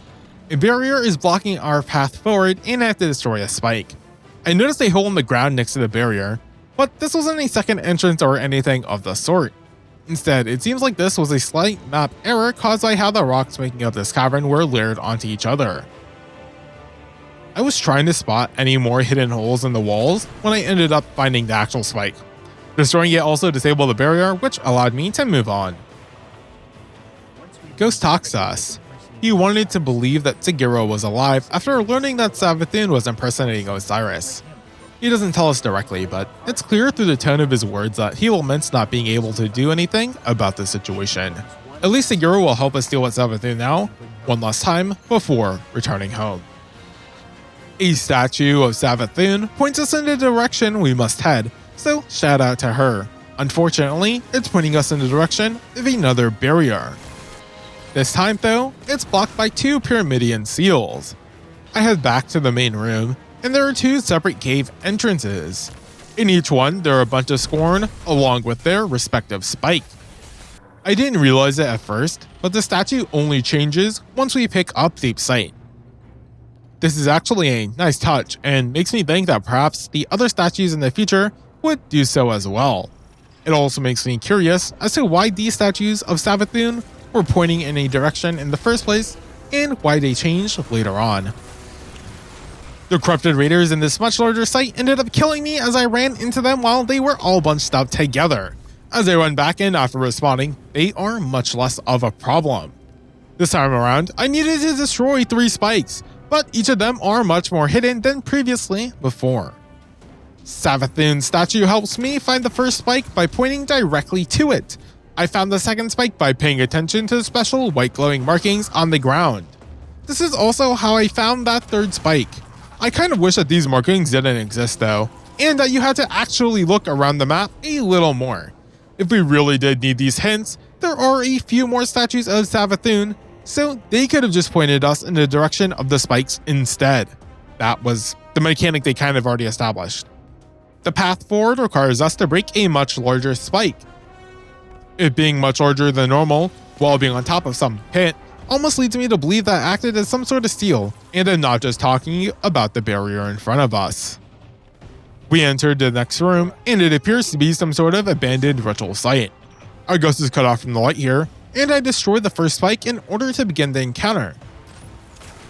I noticed Skirva, Abhorred Chieftain, make its entrance by jumping into the center of the room from where we previously came from.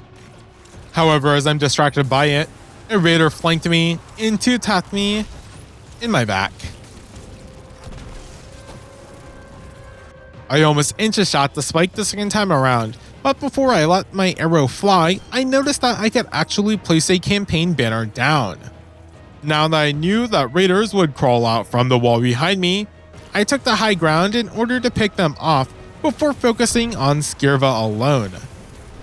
Knocking out the first chunk of its health was one of the easiest things I have done thus far, because Skirva was just on the ground while I could stand on the platform above it.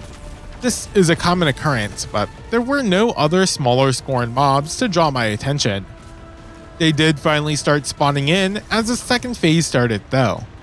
After taking care of the ads, I dropped my well behind the same piece of cover I used earlier. Skirva also decided to use its legs and managed to sidestep one of my rockets from my apex predator. Ravagers also started to rush me down, which meant I actually had to move. This was exactly what was missing from the first phase of this fight for seemingly no reason. Skirva isn't even a full-on proper boss because its name did not appear at the bottom. Regardless, I take care of it after dropping down a second well. I pick up some deep sight after the fight, and some distorted symbols reveal themselves. I jump on top of the metal swing and witness the Witch Queen symbol form. The doorway at the end of the walkway glows and we take the portal through. Our ghost tries to contact Ikora as we have stumbled into a new location, isolated from the rest of her throne world, but we are unable to establish a signal. The Altar of Reflection returns us to the marbled white and red aesthetic of Savathûn's palace, which leads me to believe that we found ourselves deep within her chambers.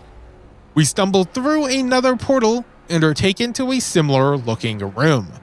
It's here that our objective is updated and we can view a memory. After repeating the dialogue we heard earlier, Savathûn's thoughts continue.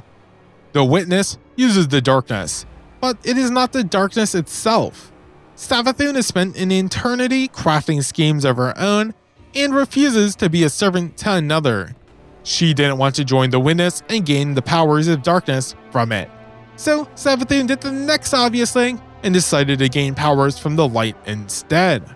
Of course, she couldn't just show up next to the Traveler the next day, especially due to the strained relationship between the Vanguard and Hive. This is why she took control of Osiris in particular. His hermit-like lifestyle resulted in him not having that many friends. This kept him relatively isolated. This positive was only bolstered by the fact that the friends Osiris did keep in contact with were some of the most in tune with the light, aka Ikora. Finally, after all this time, we are able to get some answers and insight into Savathûn's plans and actions. We were also able to learn more about her reasonings and motives. I still have some questions, though the game is working on resolving them. I'm curious as to why Savathun did not want the powers of darkness presented to her by the Witness. The first reason why that came to mind was that she simply did not want to have any allegiance to a third party. I mean, she does explicitly say that she does not wish to be its servant, but being a servant is a little different than having, an ally to a third party or gaining a power from third party. In contrast to that though, her gaining the power from the Traveler would be more so her displaying dominance over another entity rather than just accepting the light. This could also tie into how Savathun's pride is just so high that she would rather go through all of this effort rather than just accepting power from someone else. Savathun also did specifically say that the Witness gives darkness a wicked shape, so perhaps it's just the Witness that conflicts with the sword logic of the Hive and her overall philosophy. In any case, this was most likely the location that Ikora and her Hidden found. It is a little odd that Savathun just has this location in her own fortress though. Perhaps it is only because of this location that those imprints even appeared on Segura in the first place. Maybe the power of Deep Sight is the power we have that is similar to Savathun's, which is why we can read into them. In fact, they might just be the same power. In any case, the overarching figure of Savathun in the foggy distance is spooky, so we return to Finch for now. Finch boasts about his knowledge that Segura's shell would point us in the correct direction, which is not suspicious at all. While there could be more sinister implications behind this, I think this line is just more so a characterization of Finch and him just congratulating himself. He follows up with another tip. Savathun has a temple dedicated to her brother, Oryx, the Taken King. This is where he ends up answering a previous question I had. The temple we rescued Segura from was actually the one dedicated to Savathun's sister, Xivu Arath. It is a little odd that we're only finding out the importance of this temple now, but I suppose it didn't really matter, as we had Segura as our main goal anyway. Learning of its significance now does add a greater sense of importance to the previous mission though, and explains why that situation was set up like that. It also makes sense for Segura's shell to have been placed in such a hilly location, which makes us discovering it seem less random than before. Now that we know the significance of the temples, perhaps we can gain further insights by exploring Oryx's temple. This takes us to our next step, the strike, the Lightblade. As I go to start the Lightblade strike, I ended up looking at the rest of the UI for once, and noticed the Fireteam Finder button. This took me to a fancy page where I had to agree to the Guardian Oath. I accepted the terms and conditions. I didn't end up having to use the Fireteam Finder here, but this is a convenient feature to have in-game. The Lightblade strike begins with us starting in the Queen's Bailey. Finch lets us know that one of Savathun's strongest soldiers is protecting the Temple of Oryx. He doesn't know what they are guarding, but based on its location and circumstances, it should be of immense value, just like Segura. However, the only way we can enter the temple is through some old canals. Thus, Finch will get us a boat. While trying to work our way in, we encounter Alakul, the Lightblade. This is the warrior Finch warned us about, but he should be guarding the temple and not have been wandering this far out. We don't know why they are here, but we should probably take this chance to take care of it ourselves. We enter the following room and find ourselves back where we first found Savathun in the first mission. After taking care of the enemies here, we were able to progress past the barrier. Finch strikes up a conversation and mentions how it's odd that Ikora was not able to notice Savathun becoming Osiris. There were numerous reasons for this, but all this ends up doing is reinforcing just how adept Savathun is at deception. The Hive God of Lies and Cunning is not a title she has for fun. Our ghost points out that yes, while Savathun did trick Ikora, she also tricked us and every other ghost, including the Hive ones. Finch obviously does not have a comeback to that. I made a far too ambitious jump once we entered the Temple of the Navigator. Luckily enough, I managed to catch up to the ferry and join my fellow guardians. Somehow I ended up instantly dying, and this death gets categorized as a misadventure. It seems like this death was most likely caused by some weird collision with my player model and the front of the ferry, but that's the best guess I got here. I spawn on one of the platforms behind some enemies and jump on over to one of the pillars in front of me. The ferry stops in front of a barrier, and we need to deposit some charges in order to disable it. I'm still stuck on the lower layer of pillars due to my earlier actions, and only end up fixing this by falling to my death. After reviving, I don't revive my teammate because there was no point in reviving them right next to me when they were already going to revive right there. In fact, he should have technically revived before me, but whatever. I run up the stairs and kill the Lightblade warrior as my third teammate deposits the charge. We continue the ferry ride. This section is quite linear. The scant few enemies that try to attack us are just not enough. The streakers try their best though. The ferry passes through a waterfall and we enter a much darker tunnel. I didn't learn from my previous lesson and jump onto another platform as the ferry comes to a stop. After defeating the small group of Hive, we can continue. Finch notes that this ferry ride is nearing its end, and that we are nearing the Temple of the Taken King itself. For some reason, darkness has overtaken this area. We receive the Weight of Darkness debuff. As it stacks up to a maximum of 10, our movement speed is reduced and we become unable to sprint. Several groups of enemies try to take us down. The most annoying of the troops are the Scream. However, due to this strike being in its normal difficulty instead of legendary, they don't pose a threat. It really is unfortunate that I cannot force the legendary version of the strike and had to return to this undertuned experience. I also don't know if this debuff is something you can clear, as I didn't really notice any areas where you could clear said debuff. In any case, we reach a bridge leading to the temple and the darkness debuff is cleansed from us. We can continue up the cavern until the outside is exposed to us again.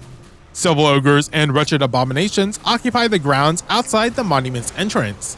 The Lightblade joins these forces and tries to slow down our assault, but we force him to retreat back into the temple proper. This is where we can face off against Alec Cole, the Lightblade. The impact of this fight is greatly diminished due to the reduced difficulty I mentioned earlier, but there are still some mechanics at play. After entering Phase 2 and Phase 3 of the fight, we have to first take care of 3 Lightblade Knights. After crushing those ghosts, Alec Cole's shield is dropped, and we can damage him again. For some reason though, even though we managed to take down Alec Cole, we are not able to destroy its ghost, and it teleports away. We collect our loot and obtain a tablet of ruin. The first part of Savathun's imprint says that the tablets hide a riddle. We convey this information to Finch. I learn here that orcs used the tablets of ruin to create the Taken, which is why he is called the Taken King. I realized that orcs and the Taken had some sort of relationship due to that epithet, but I hadn't realized that he just straight up created the Taken. Finch points out how Alcool's ghost disappearing was a contingency plan and that the Hive are learning. I guess this also explains how we are able to be revived in certain areas when surely the enemies would just destroy our ghost as well. I return back to Savathun's throne world and clear my way past the Witch's Echo once more. I take the portal and am able to re-enter the Altars of Reflection. The portal we took last time is no longer here, forcing us to find another way.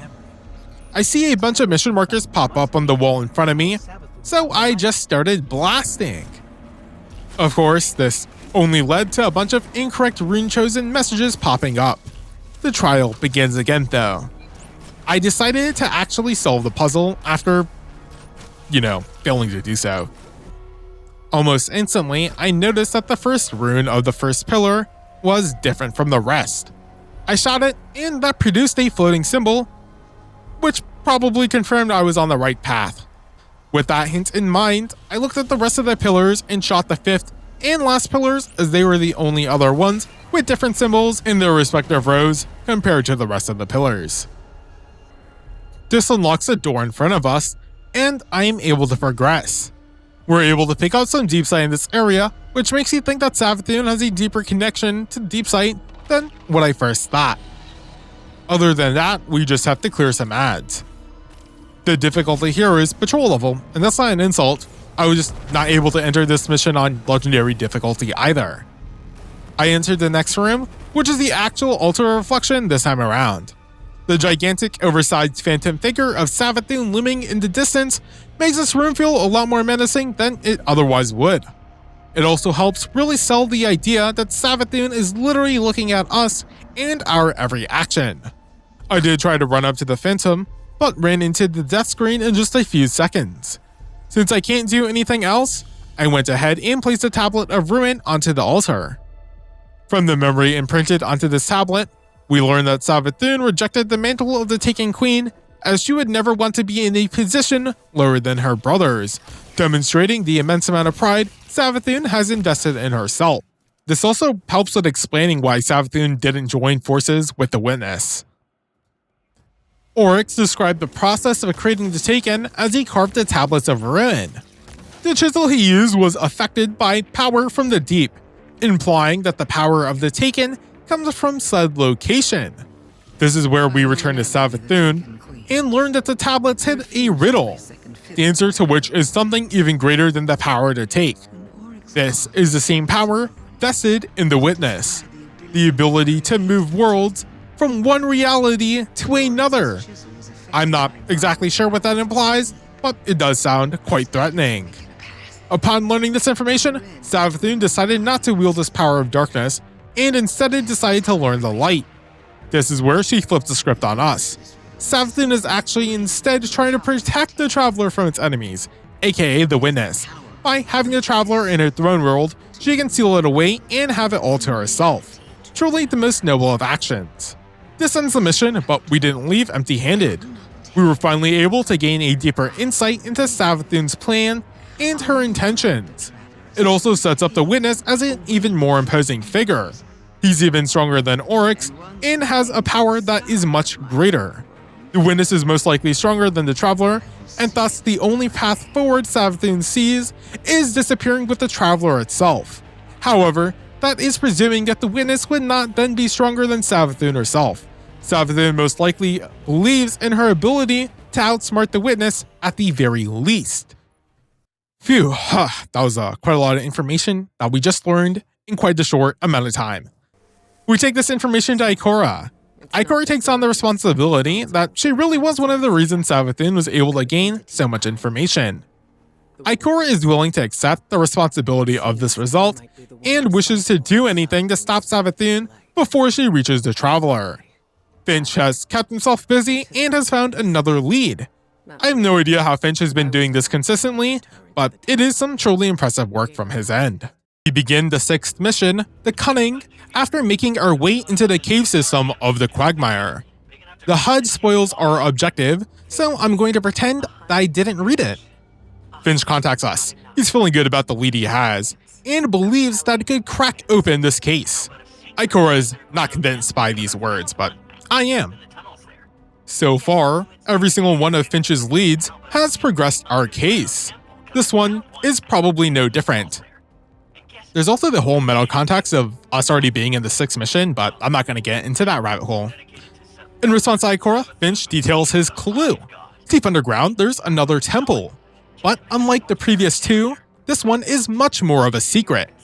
With a smirk, he then asks us if we can figure out who it's dedicated to.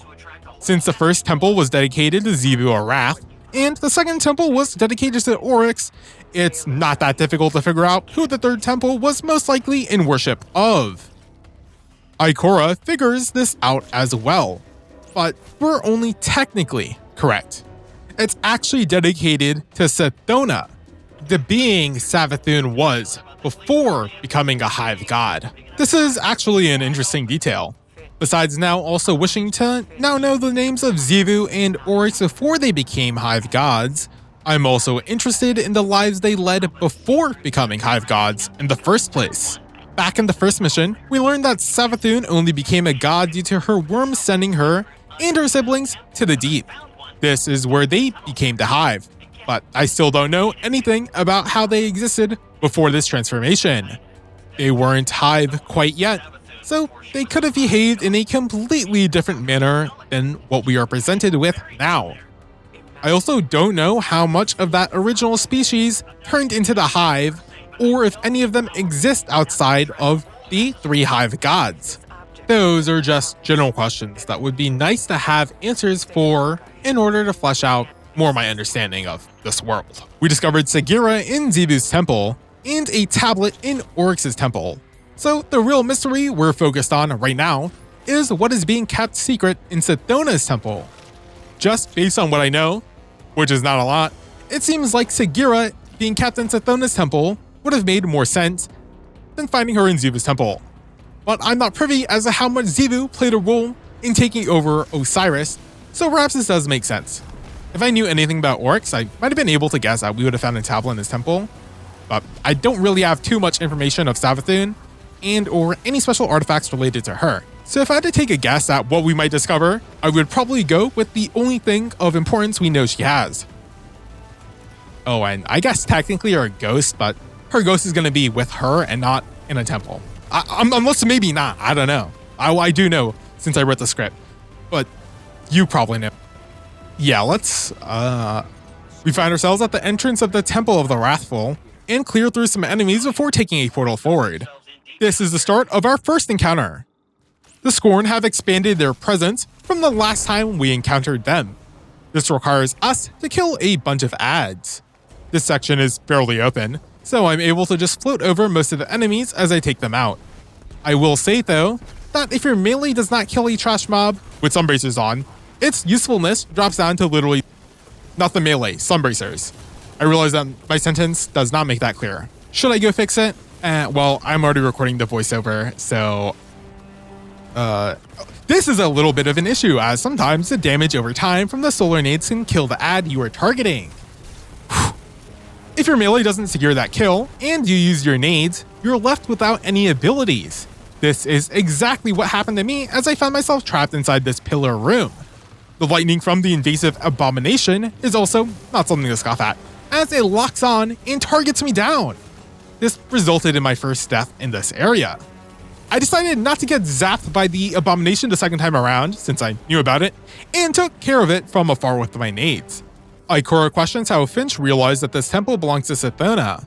I don't think that this really makes sense for Ikora to be asking right now. Finch literally asked us who this temple could have belonged to, and Ikora answered Savathun. She most likely got this answer through the same chain of logic I applied. Otherwise, she wouldn't have been so confident in her answer. That does imply that my chain of logic in getting to the answer was like the best, since I was like, oh, it's not. One minute, this episode is going off the rails, holy. Finch's answer is terrible, but it at least is in character for him. He only managed to get a peek inside and saw a statue of Savathun. Sorry, a statue that just looks like Savathun. I guess whoever was in charge of carving that statue got lazy and didn't finish. To be fair to them though, most of the hive look fairly similar. Although, to be fair to the hive, to them, most humans probably look similar. Ikora asks another dumb question. She wonders why Savathun built a mausoleum for her younger self and then abandoned it. Why? Really? Why? Really, Ikora? Savathun built an entire... I'm saying about Ikora asking being so dumb here, okay? And it's all because the writers have to give all the characters something to say. And unfortunately, Ikora is the one given these really unnecessary lines that don't really make sense coming from her. They should have gone to our ghost, but I guess Ikora needed to say something. Savathun built an entire fortress on the surface of her throne world. Abandoning an old temple to her younger self that's hidden deep underground is kind of a natural side effect. I suppose, though, Ikora is confused as to why Savathun would build a temple to her younger self to begin with that's deep underground. We learned during Shadowkeep that the Hive prefer being underground to begin with, so perhaps it being deeper down is actually a sign that it is more significant. It being this far down and relatively hidden could mean that only the most trusted of Savathuns are allowed access to such a prestigious location. As to why the temple exists, it would probably be the same reason as to why the other two temples of the Hive gods exist, just to act as general areas of worship. Although I don't know if the Hive really do that. I'm just assuming, because I know the whole sword logic things. I don't know if they pray like normally, just focus on sword logic. In any case, we eventually find ourselves on the grounds of the Temple of the Cunning. The room is an immediate dead end, but we're able to pick up some deep sight which allows us to uncover a bunch of hidden hive symbols. Ikora's questions finally make some more sense as she's trying to figure out why the Lucent Hive haven't come to confront the Scorn. This one question actually makes me realize that in the previous mission, when we were asked why the Scorn were here, I assumed that they were associated with Savathun. However, now I realize that the Scorn are actually a force opposed to Savathun and not one being controlled by her. This makes Savathun not responding to the Scorn an oddity to Ikora. But with the information we just learned, I do think that sealing away the Traveler is probably just a little bit more important of an objective to Savathun in this moment. Although I suppose she could send one of her lackeys to deal with the Scorn here. Finch thinks that Savathun might be holding onto the Scorn in order to convert them into an additional force, but Ikora shuts down that line of thought. Instead, she thinks that the Scorn are actually aligned with the Witness. Their appearance is in order to combat Savathun, since she decided not to join forces with them. I know that Ikora first thought Fikrul brought the Scorn with him here, and while Finch rejected this theory, they have to be here somehow. So perhaps Fikrul aligned himself with the Witness instead, and that's how he was able to get into the Throne World.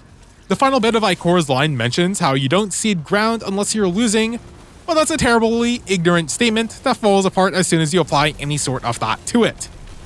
We continue our descent and pick up some more deep sight in order to shoot some more hive symbols. You have to shoot all the symbols before your deep sight runs out, and some of them have had their location hidden away. Conceptually, us having to find some hidden hive symbols and shoot them is not that bad, but it really should be placed in an area with some work done on it. Like, there are some areas that are quite visually pleasing, and utilizing this mechanic in those places would force the player to slow down and look at the environment a little bit more. Shooting the final symbol clears our deep sight and removes the wall. This takes us to a small arena. This area has also been contaminated by the Scorn. I have no idea how they managed to get down here without deep sight, but I suppose this is one of those things I shouldn't think too hard about. After clearing these mobs, we walk towards the edge of the middle plank and bear witness to Savathun's temple.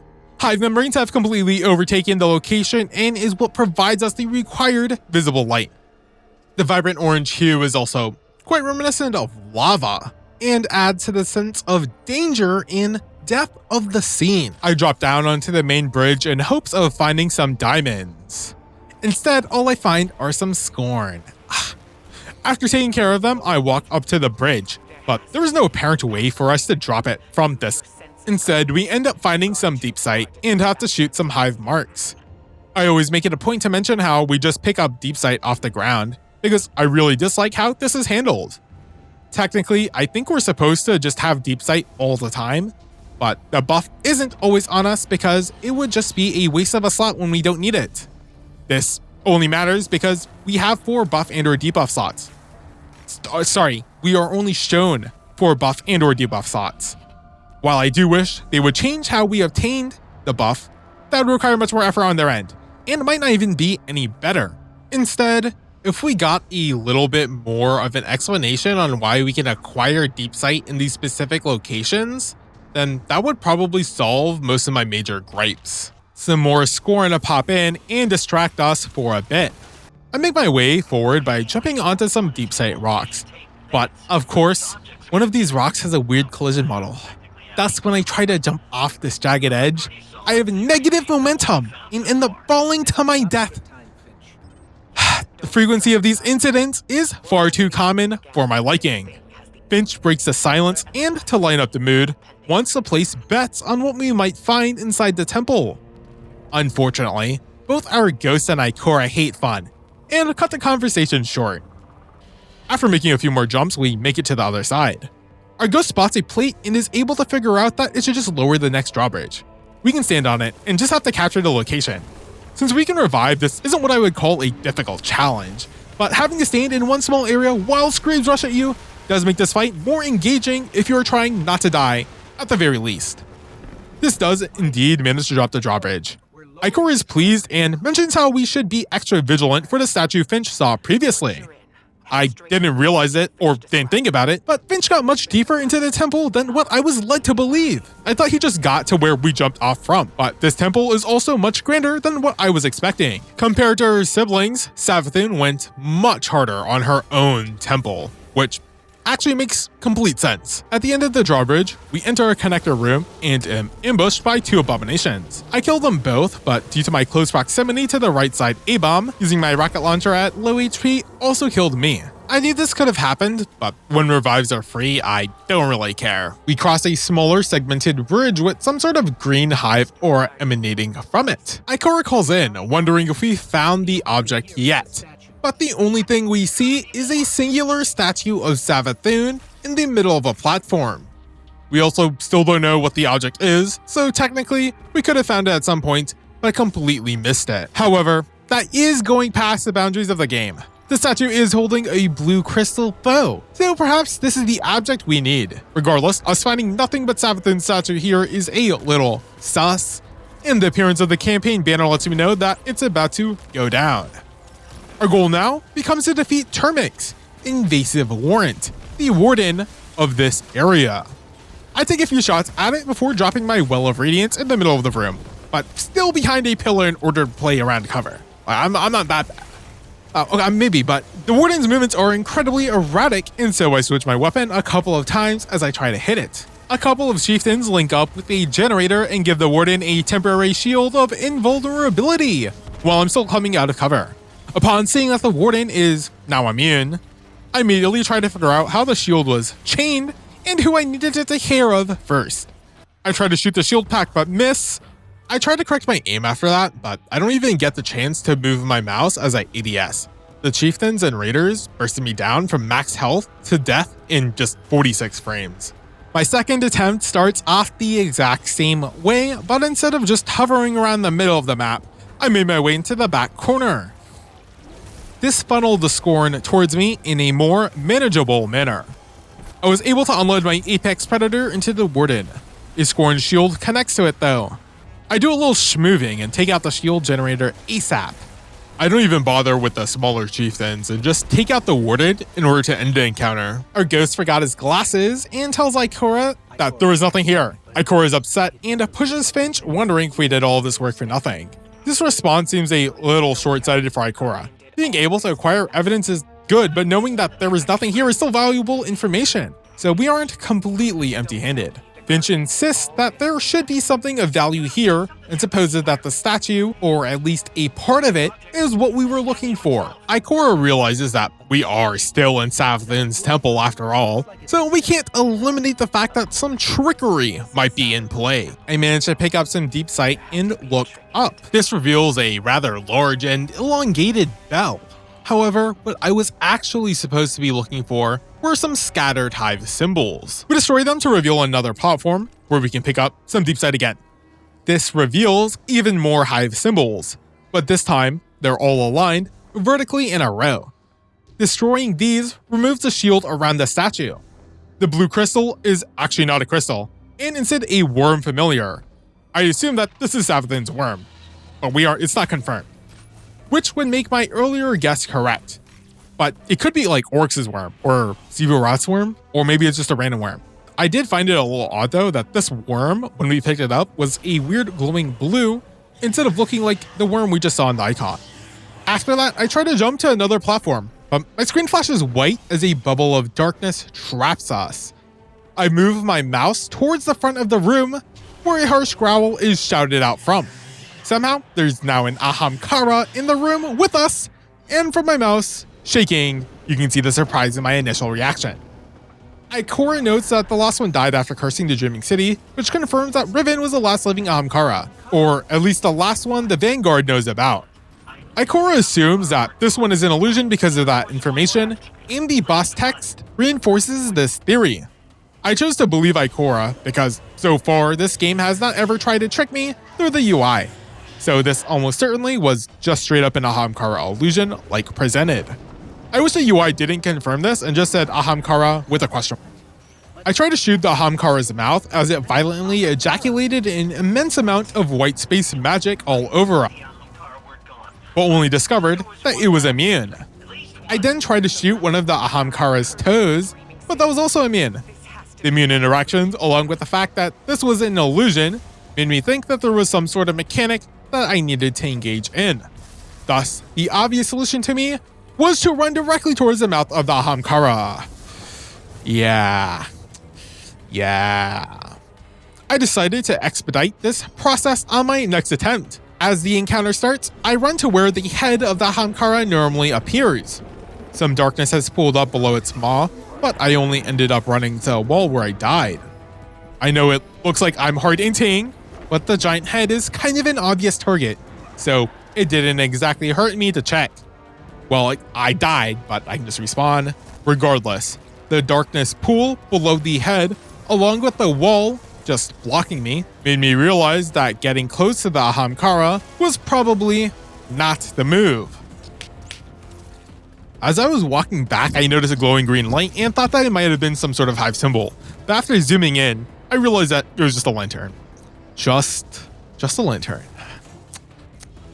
After that revelation, I had no idea what to do.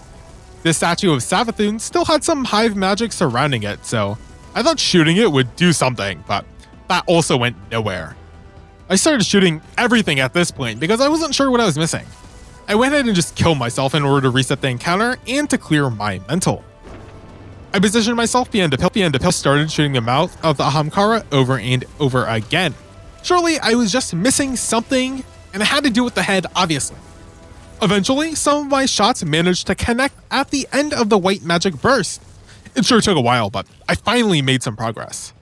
The damage window opened either at the end or beginning of the burst, so I was damaging the Ahamkara either while its attack was charging up or while it was recovering. Using a bow here kind of messed with the timing because I had to account for the draw time of the string and the release time of the arrow projectile. However, even though I wasn't sure of the exact window, I still discovered how to deal damage to the Ahamkara while avoiding most of the white blistering soul fire. I sat behind this pillar for an entire minute before our ghost finally chimed in to confirm that this is indeed an illusion. Very cool. Wow. I finally entered the second phase, and the giant Ahamkara head retreats while some scorn take its place. After clearing the ads, we can re-engage with the Ahamkara. This is where I employed the same 3000 IQ strat from earlier. Truly, only a genius could have thought of this. Ikora lets us know that the hive magic powering this illusion is limited, and that if we escape, it likely can't follow us. The way out is blocked, but our ghost reasons that the scorn have to come in from somewhere. That's a great question, but most enemies just spawn in from somewhere, and that somewhere is unknown to us as the player. I got pretty lazy during this fight and allowed a raider to kill me with just a single punch because I was just shooting the Ahamkara head. The next attempt was pretty much the same song and dance, but for some reason I decided to jump straight into the approaching Screeb, even though I just walked away from them. What am I doing? While avoiding the second phase Screebs, I ended up backing up to the point where I found myself on the platform of this back tower. I didn't realize it, but as the encounter continued, this ended up being a straight up cheese spot. You can avoid all the Screebs on the ground and most of the Ahamkara's attack. In fact, depending on how far back you are on this platform, you can actually move out of the Ahamkara's detection range entirely. This second part doesn't really help though, because you need the Ahamkara to attack in order to do damage to it, but it was an interesting find. I stayed up here because, funnily enough, the Screeb were the actual real threat to me, and those no longer spawned in. That statement may seem contradictory, but there is no functional difference if I shoot the illusion while behind a pillar on the ground versus being a little bit higher. Anyway, 1 minute later, I reach the final phase of the illusion. The Ahamkara retreats and in a final burst of desperation, commits Harakiri. With the hive magic no longer able to fuel the illusion, it instead envelops the area in a suffocating haze, which surrounds the entire temple. We only have 2.5 minutes to escape. I find some deep sight, which reveals to us an illusory bridge. I run across it, or at least I tried to run across it. I'm not exactly sure if you can run across this bridge or if it's simply an illusion. There does appear to be something at the end of this, but Maybe Savathun is just trying to trick us. Let's go, Guardian. I didn't actually care about falling through the bridge, but I was worried I would have to repeat the previous encounter. Not because it was difficult, but more so that while the encounter excelled in being a completely unexpected set piece, as an actual fight, it wasn't the most exciting. I guess trying to figure out the mechanic was fun, but you only needed to do that once. The amount of screams needed to be tripled at the minimum. Let's go, Guardian. That would make the encounter much more annoying, while forcing me to actually have to constantly be changing positions while the Ahamkara illusion was attacking. Sure, I could go back on top of the platform and avoid all damage, but choosing fights is even more boring and is kind of the exact opposite of what I even asked for. After spawning back in, I decided to follow the actual path forward. While some scorn try to stop me, the game presents us some pikes, which means that this is more of a vehicle section. Should I have gotten on my Sparrow? Probably. But when life gives you lemons, you squeeze them into your eyes. That's so you don't have to watch me miserably fail at controlling this pike during this section. Yes, I really did just fall off and die. Oh, and don't worry, I did not learn from my mistake and made the exact same error again in a row, still on a pike. That's okay because the third time is a charm. However, they aren't the lucky variety because my pike hits a pebble and explodes. I don't fail to jump the next time around and can continue forward. I also decided to abandon the pike. Some Ravagers attack us, but they are irrelevant. There's a pool of deep sight off to the right side, but I think that's just there from earlier. In any case, due to the clock, I ignored most of the enemies and jumped past them. Well, most of them. Somehow, one of the chieftain's nades hits me directly in the air. This completely stops my momentum and I almost die. I'm able to heal up though and kill the next batch of enemies. Just kill the next batch of enemies, that's it. After that, I take a beam up and return to the entrance of the temple where we re-establish a connection with Ikora. Finch makes sure that we got the object and picks fun at Ikora for suggesting that this otherwise would have been a huge waste of time.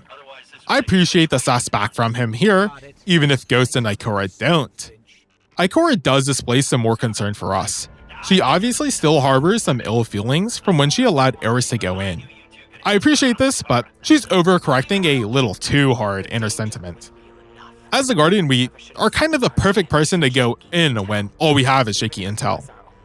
I return all the way back to the Witch's Echo and try to access the Altar of Reflection. However, we are rejected from the portal this time around. This is kind of a major problem because the altar was the only way we were able to read deeper into the imprint in the first place. I return back to Mars after this major inconvenience, and Ikora has moved locations. This confused me for a couple of seconds, but Zavala's voice draws my attention. He and Ikora are engaged in a heated argument. Zavala's angry and disappointed in Ikora because she didn't communicate with him properly when they are supposed to be a team. I have no idea what the relationship between Ikora and Zavala was prior to this season or expansion-wise. I'll just assume that Cade's death strengthened their bonds or strained it even further, one of those two. Regardless, Zavala and Ikora don't discuss anything in detail. I can understand Zavala being a little upset that Ikora hasn't kept him completely up to date, but this is a serious investigation that requires much more brainpower than Titans are able to provide.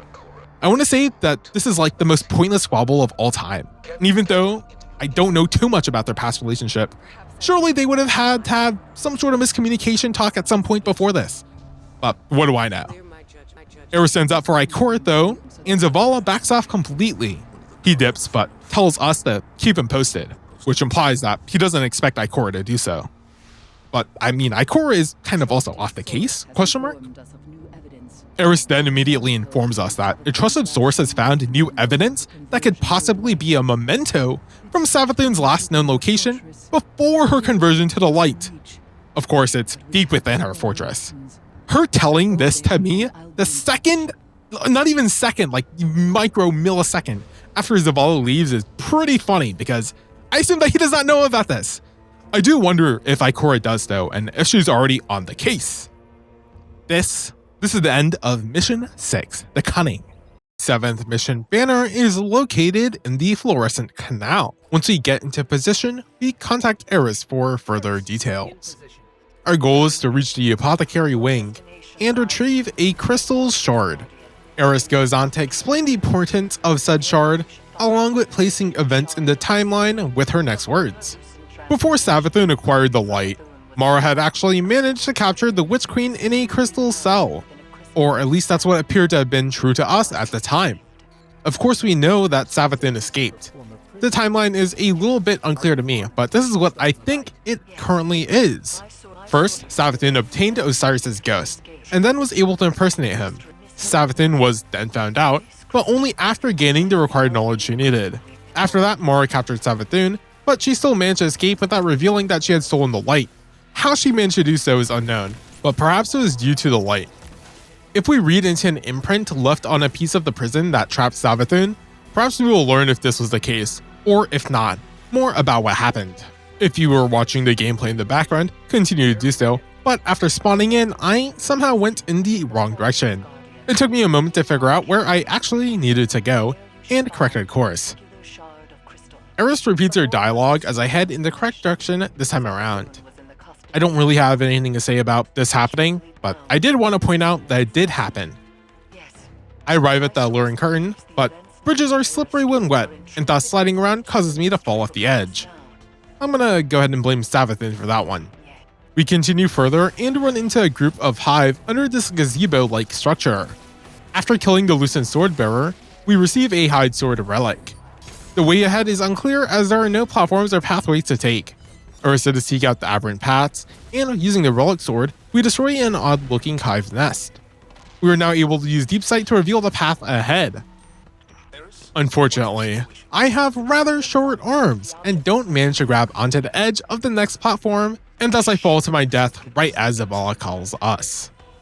Eris provides him with an update as Zavala wants to make sure we aren't running into any dead ends. This is where Eris mentions the Queen of the Reef. I assumed that this was Mara, and Zavala confirms that this is the case, but I don't think I've heard anyone use that title before now. I assume that the Reef is the name of the area that the Dreaming City and Tangled Shore exist in. In any case, this information clears up who Eris's trusted source was. She also ended up giving this information to Ikora before Zavala interrupted them. I've no doubt in my mind now that Ikora is up to something. She would probably not dare to not do anything when the situation is this dire. Zavala trusts Mara as a source, but is annoyed by the fact that she waited this long before informing us. Eris, on the other hand, understands that you need to keep the cards close to your chest, especially when dealing with someone as cunning as Savathun. This line by Zavala also informs me more on their relationship he and the Vanguard have with Mara. He trusts her information, but there's still a bit of frustration and tension attached to it. Thanks to the deep sight platforms, we were able to find ourselves halfway across the outside of the fortress. The Revenant Acolytes forced me to drop my Well of Radiance early, but after that I clear out the area with no more problems. I use another sword relic and destroy another nest in order to pick up some more deep sight. This is where Eris is a line that clears up a lot about deep sight and its nature. Savathun rebuilt her throne world after obtaining the light, but the remnant of what existed before lies just underneath this new coat of paint.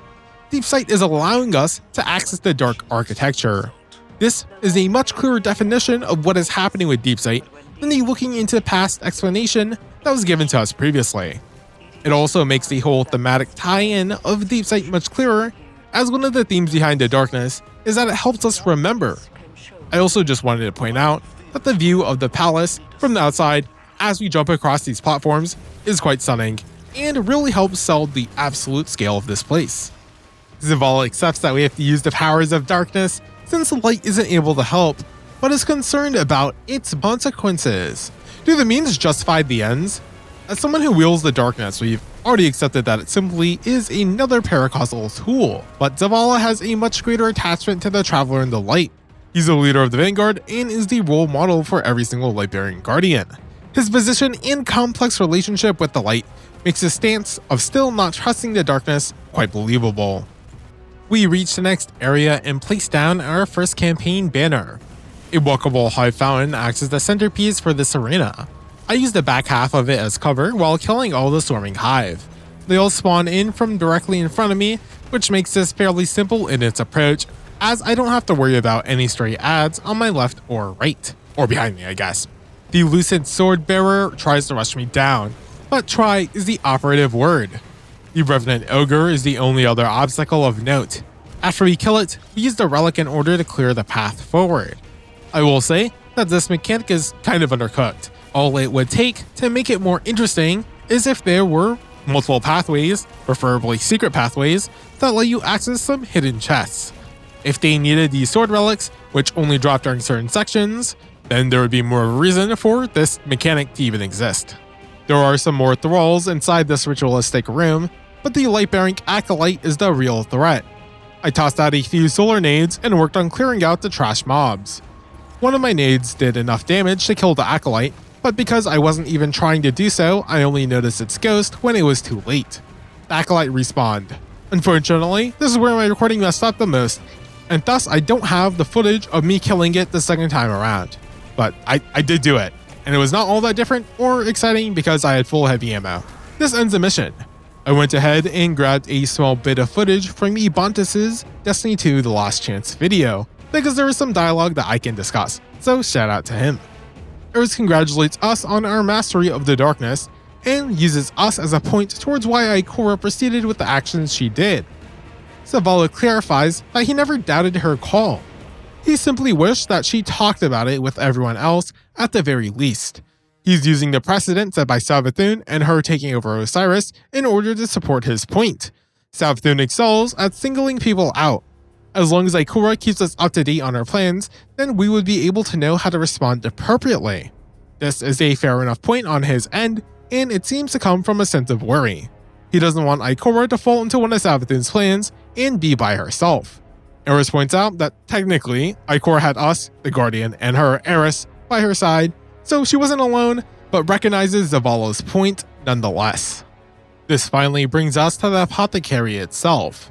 We just have to breach it.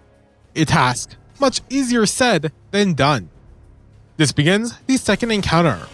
In order to get past the gate, we have to disable the two locks that control it. I start off the fight by using my fire snap on the first troop of 3 acolytes. After that, I run back to some cover and activate my sun bracers. Behind that initial troop of adds is an elevated arched platform. On top of that, there's a major blizzard wizard that slows us down. After finishing it off, I drop underneath the arch. A lucent moth explodes, and a ball from a solar mortar causes me to retreat. Unfortunately, I get too excited and my burst jump collides with the edge, causing me to fall to my death. That's a great way to go. I get much further in on my second attempt, but something even worse happened as I made my way to the second lock. For some reason, my game just freezes, the depth of which is indicated by a sudden burst of light overtaking the screen for a split second. I have no idea what caused this issue. My first thought was that it was my hard drive running out of space, but that couldn't have been the case because it was still recording. The weird flash of light kind of looked like a weird texture error, so my next thought was that might have been my GPU, but that generally crashes the game completely. The only other common error I could think of was that this was caused by a memory leak.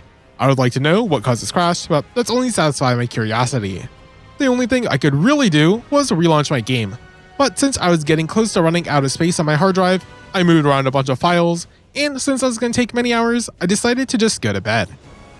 War never changes, and neither does Destiny 2, as it continues to jump scare me by just playing a cutscene as I'm logging into the game. Seriously, we have to get a better method of cutscene delivery than just spoiling everything to me as I'm logging in after having just woken up after a 6-hour nap. I'll save my thoughts on this for after I go through the Season of the Wish. In any case, after reset, I got back on track and checked the Eververse store ASAP. The Astrologic shell was cute, and I was thinking about getting it, but to be honest, I'm far too lazy to be constantly switching out my ghost shells.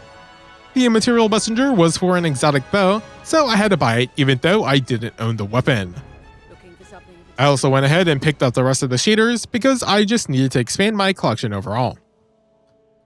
Okay, now to actually get back on track. I traveled to the start of the mission in Savathun's fortress, and the game saved our progress, allowing us to start directly from the apothecary checkpoint. I hadn't run this encounter since the previous night, so it took me a couple of seconds to remember what my game plan was and how the encounter was structured. I activated some bracers, and then fire snapped the initial acolyte troop after an awkward pause. My solar nades killed most of the enemies on top of the platform, and regened enough energy for me to fire snap the enemies below the arch. I pushed up and used another solar nade to take care of the next troop of ads. I plopped down my Well of Radiance as I reached the next Revenant Wizard. This allowed me to tank the close quarter attacks from the Sword Bearer and the magical flurry from the Wizard. This drops the relic, but I don't pick it up because the Wizard's death causes the hive that we just killed behind us to respawn. I go back and re-kill the Acolytes and Wizard before picking up the relic. A Blizzard Knight spawned in underneath the arch, and I kill it with my Apex Predator. This causes the relic to respawn on its corpse. Using the relic, I break the hive gunk around a metal spike, and the quest tracker marks the lock as broken. I try to continue forward, but a large amount of ads have already spawned in, the most dangerous of which is the Revenant Ogre. I back up and take out the enemies one by one. I want to push up after killing the Ogre, but I see the Lightbearing Knight activate its super, so I run back behind cover. After taking care of the Acolytes around the Knight, I push up next to it. The Knight tosses down a suppressor grenade, and that causes the situation to get a bit dicey. However, I am then able to just finish the Knight off. This begins phase 2, and we just have to repeat this process one more time for the second side. We just have less resources to accomplish that task this time around. I use a relic and break the second lock, which spawns in the second Ogre wave. All I needed to do to take care of it was some simple jiggle peeking. Now the only enemies left are a Wizard and a Lightbearing Knight, but that one is only because even though I finished off the Knight earlier, I didn't finish the Ghost. This one simple mistake ended up costing me the run because even though I'm directly behind cover, the suppressor grenade it tosses out lands directly at my feet. It's actually insane how much damage these things do. Like seriously, even my next death was caused by suppressor grenade. Death number 3 in round 2 was not caused by suppressor grenade, but instead by me walking backwards and off the platform. This is inarguably worse. I really should not have died the 4th time around, but the Knight managed to hit me with 2 Sentinel shields in a row while I'm midair and behind a bit of cover. Very cool. Death number 5 was because I didn't see the second Blister Knight after one bum rushed me down. Hate to see it. Or rather not see it.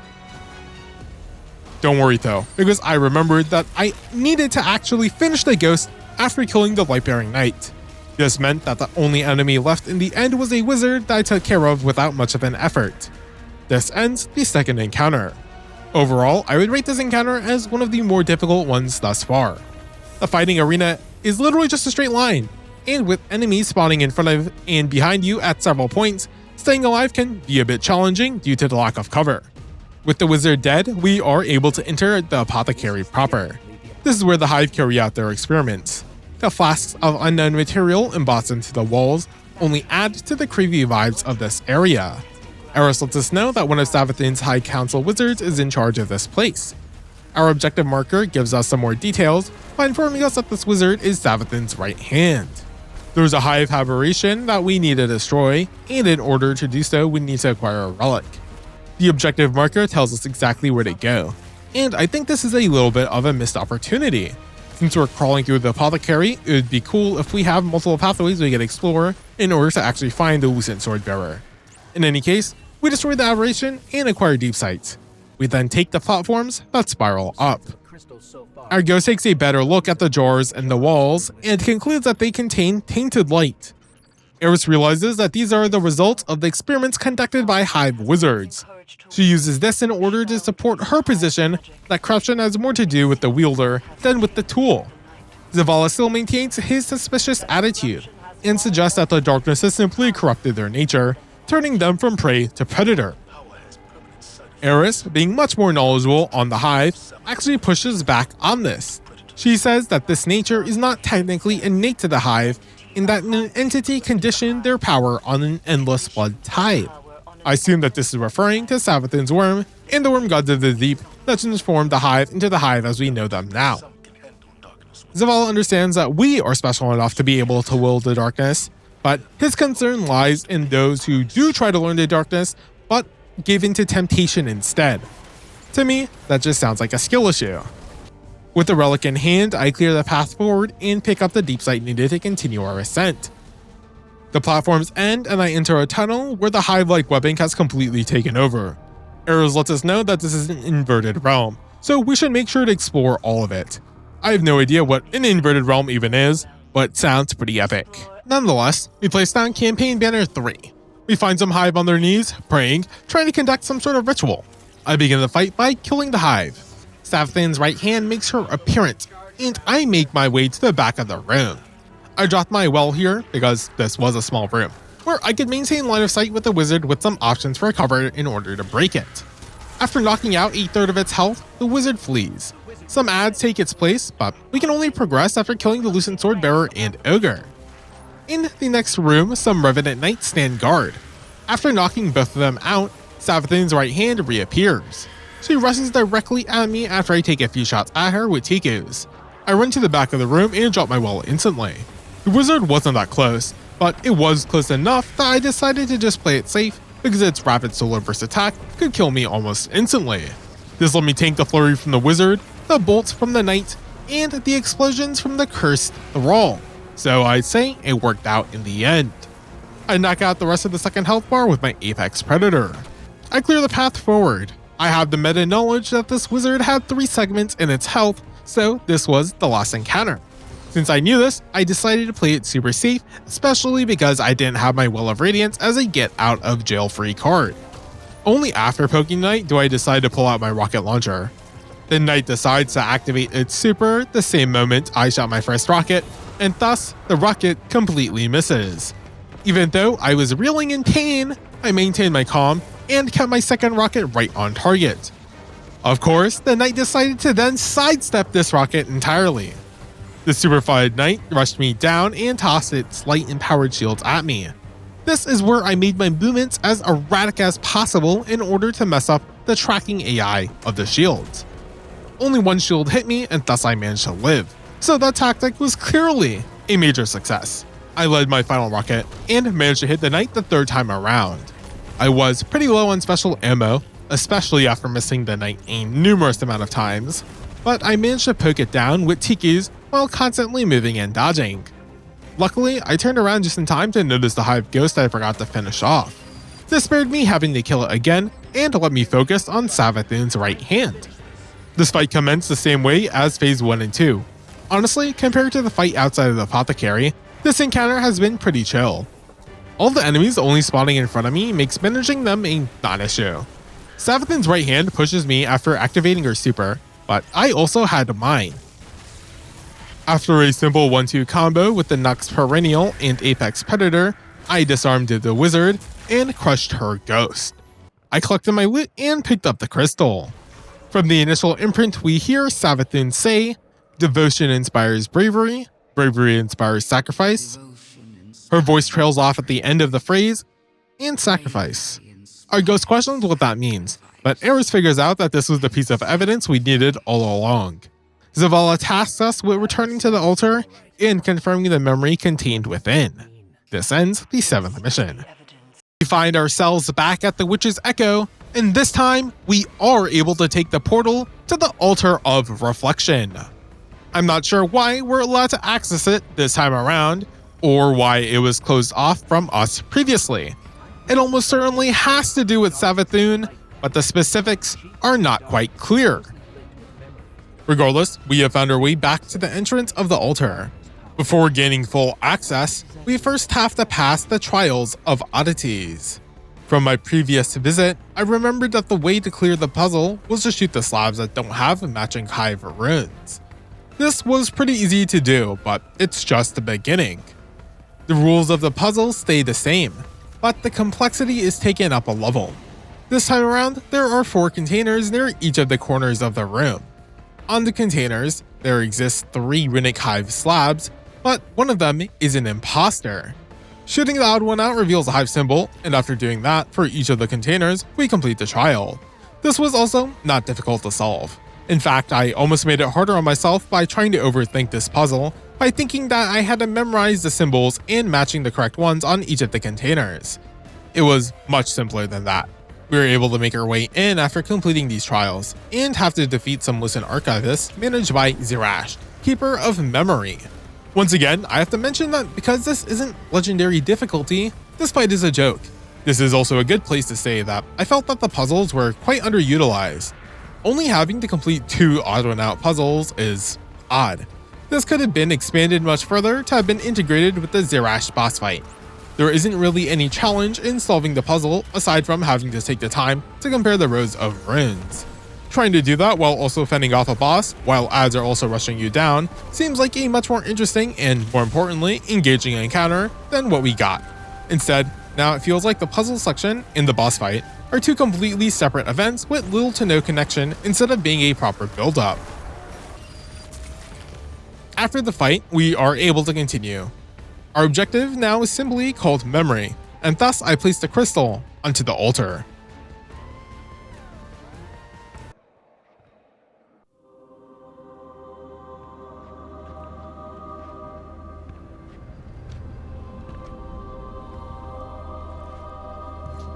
I saw the end before it happened. My own death, brought on by the separation from my power. And in these final moments, I looked to the sky. Hello, old friend. I've chased you for a long time. First as an enemy, then as a collector, and finally, now, a supplicant. What is it the Guardians say? Devotion inspires bravery. Bravery inspires sacrifice. And sacrifice...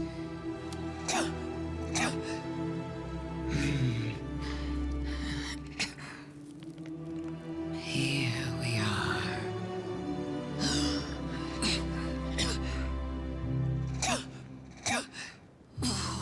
Wouldn't it be clever of you if after everything, you simply let me die? Oh, what a trick. Elegant.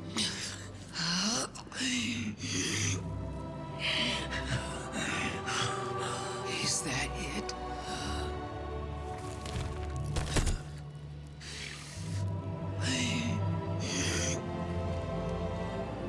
If there is an answer, I don't hear it. Because now the world begins to fade.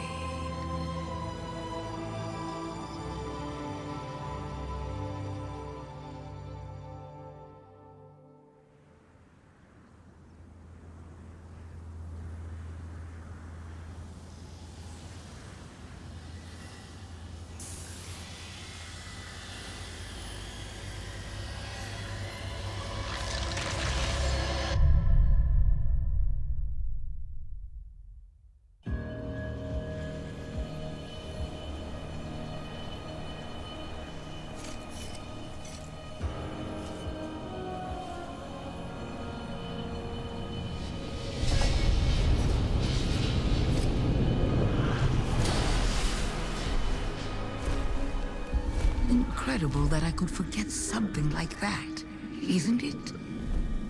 Such a storied life, erased. The light offers us a fresh start, but if we don't know where we came from, how will we know where to go? I'm so grateful to you for reminding me, for telling my story. Wait. What is she talking about? She remembers. We helped her remember. Thanks for the memories, Guardian. We have to leave.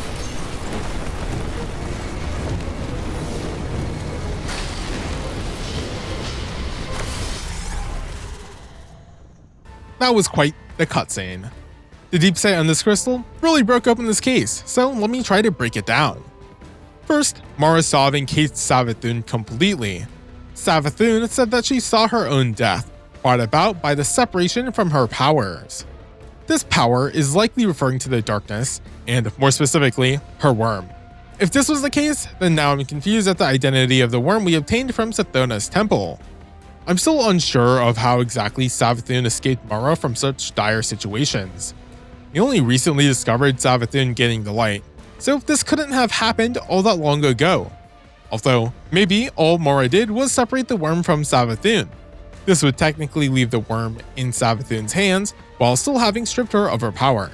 Savathun is under the presence of the Traveler and is only just now taking out a piece of the crystal prison embedded into her. So although we don't know how Savathun escaped, she didn't really get far. Through her dying breath, she prays to the Traveler. At first, she was enemies with it, and then later tried to become a collector, only to now become a supplicant. This allows us to read into her intent before even obtaining the light. Savathun's dialogue implies that she did not view the Traveler as a foe even before her death. The Traveler didn't respond to her. Well, not directly. Ghosts came from the Traveler, and by extension, can be understood as an extension of the Traveler's will. It's only once Savathun dies and sheds her previous identity of a hive god that a ghost resurrects her. Ghost only bringing back the dead ties into the thematic leanings of the light. You can't change who you used to be, but you can change who you are now. By the way, the ghost that resurrected Savathun already had the hive ghost look, which means that the ghost was not modified by reviving Savathun. So I'm not sure if the ghosts that resurrected the hive all decided to copy this look, or if they all originally looked like that. I'm leaning more towards the first line of thought because all the hive ghosts already having that type of shell has some deeper implications that I don't think are true. That was what I learned from the memory. Back at the altar, Savathun breaks through the horizon and reveals herself. We know from first-hand experience that after being revived by a ghost, we lose most of the memories of our past life. Technically, we do remember how to talk, walk, and the like, it's just that we don't have a specific memory attached with it. But I think this is just needlessly complicating the concept. This is where she reveals that she completely forgot about her past, and that we helped her remember. The Altar of Reflection is tied to the powers of darkness, but after being resurrected, Savathun only had the powers of the light. This is why her entire throne world is covered in a brand new lucent sheen. However, because she isn't able to harness the darkness anymore, she wasn't able to use the Altar of Reflection herself. She needed someone who could wield the darkness. Enter us, the Guardian.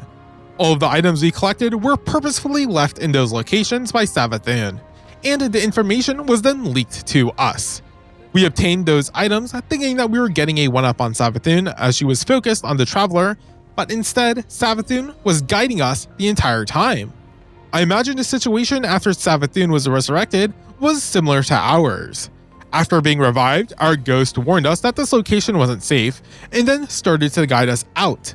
I assume that Savathun's ghost did something similar, except she ended up reuniting with the rest of the hive after escaping the last city instead. Those hive members probably then went on to explain the situation to Savathun. In a multi-layered plan, Savathun then set out on capturing the Traveler before the Witness and his Black Fleet arrives, under the justification of trying to keep the Traveler safe. We, as Lightbearers, also have a connection to the Traveler and also wish to keep it safe, but we are opposed to Savathun and the Hive. So, while we have the same goal in the end, our methods are completely different. Of course, Savathun is aware of these conditions, but she is still not interested in playing nice with us Guardians, even if we have the same goal. To be fair though, the Vanguard would most likely also reject working with Savathun for the exact same reason. So, while Savathun worked on sealing the Traveler away in her throne world, she also had to do something about the Vanguard who wished to stop her. Thus, when Mars reappeared, she revealed her flagship. This lured us into our throne world. I suppose we only escaped because she let us, but then it becomes weird why we never questioned why Savathun would let us escape in the first place. Regardless, Savathun now knows that we have access to her throne world because she gave it to us, but we think that we've snuck in. You know what happens from there. This was a pretty 300 IQ plan from Savathun. The only real issue I have with it is her revealing it to us in the end. Savathun suddenly lost her mastermind abilities and completed her transition into a Bond villain.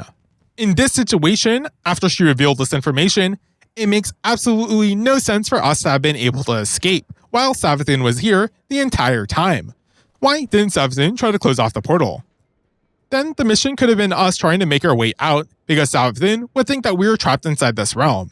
Instead, she just shows up, thanks us, and then lets us escape when that goes against everything she was trying to accomplish. She had 10 whole seconds from when our ghost had to remind us that we should skedaddle, and even longer to set up beforehand. This is a crucial mistake that jeopardizes her whole plan when it doesn't fit her character to even make this mistake in the first place. Remember, this isn't a mistake she's making by lacking some required knowledge or us gaining the upper hand in an unexpected way. This was a situation that she set up and was in complete control over. Regardless, the revelation that the Traveler gave Savathun the light is one that casts a wide shadow over our own relationship with those very same paracausal powers. We return to the tower and find ourselves in some random alleyway before joining the Vanguard meeting.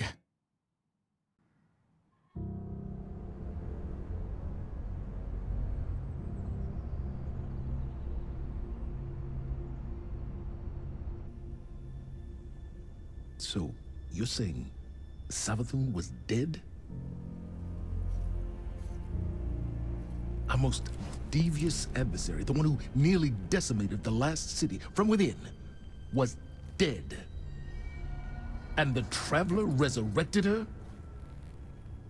I wouldn't have believed it either, but But why would she need us to recover her memories if she never lost them in the first place? This has to be another trick. A lie to fool us into surrendering the Traveler without a fight.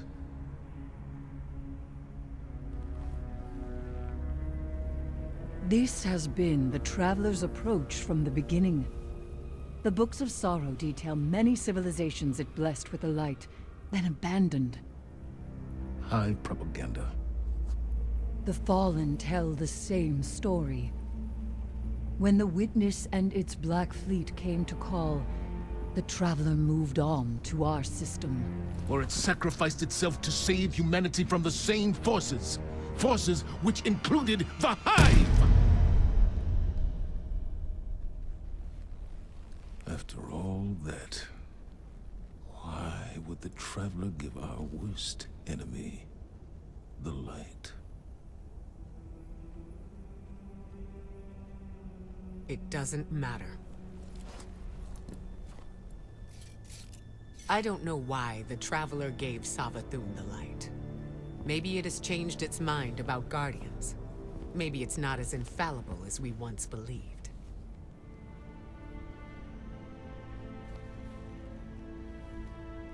I don't know, and it doesn't matter. Because I'm here to protect humanity. And if Savathun takes the Traveler, we lose our light, along with any hope for surviving the Witness's return. So, whatever it takes to stop this heist, we will do. All right. How do we stop this?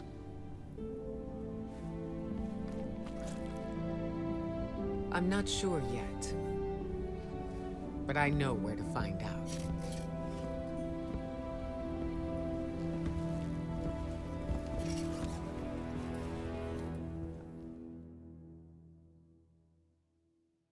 There isn't actually too much I can analyze about this cutscene, but there are a few points I can talk about. The first is that this action obviously caused a lot of doubt to arise in the members of the Vanguard.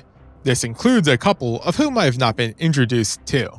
What is interesting is that while Zavala places his trust in the Traveler, it seems more out of duty, and what the Traveler has given him and the rest of humanity. Eris points out how the Traveler has a history of abandoning civilizations, like the Elixni, but Zavala counters this by using the Traveler's actions itself as his defense. Ikora is the one to bring the Vanguard together with her words. She doesn't know what the Traveler meant by its actions, but she doesn't really care about it. If Savathun seals off the Traveler, then humanity will lose its light in the face of the Witness. This would all but ensure the success of the second collapse. If we're dead, we won't even be able to debate the intentions of the Traveler. Even though Zavala is the Vanguard leader, that position has been a heavy burden on him, and so he's been completely focused on the immediate threat of Savathun. Ikora is a little bit more detached, and since she is one of the most adept light bearers, she holds a greater devotion to the Traveler and the mysteries of the light. This allows her to take a look at the broader picture and refine what our goal should be. We weren't able to visit the altar to view the memory attached to the worm, and doing so now would not be possible. However, Ikora has a plan. We talk to her back in the tower. Ikora reiterates that according to the Hive legend, Savathun was born on a far-off planet where she would have lived an uneventful life if it wasn't for her worm. This is where Ikora suggests that the worm familiar we picked up from Sathona's temple might not actually be a statue, which I thought we already cleared up. She somehow reaches the conclusion that we picked up the worm familiar after it calcified from age. The conclusion itself seems reasonable, but I have no idea how I was ever meant to figure this one out. But apparently, hive worms can undergo calcification. I guess that's good to know. This fact makes me go back to my confusion on what Mara did to Savathun, and now I'm convinced that when Savathun escaped, she did so with her worm, which is how we were able to find it. Ikora tells us that this would explain why we couldn't unlock this memory with the others. Savathun might not even know that there's a memory we can read from the worm, or that we even have it, which is why our access to the Altar of Reflections was blocked. I suppose that means that Savathun implemented an advanced Ahamkara trap in order to protect her worm, which is also why she might have just ignored the scorn in her temple. We do have a MacGuffin by the ways of the relic on Mars. Conveniently for us, the relic is able to manipulate time and slice into the past. So not only is it relevant for weapon crafting, but it also now plays a crucial part in the story as well. Shout out to the witness for this one. We end our conversation here on the tower and meet up with Ikora and Eris on Mars.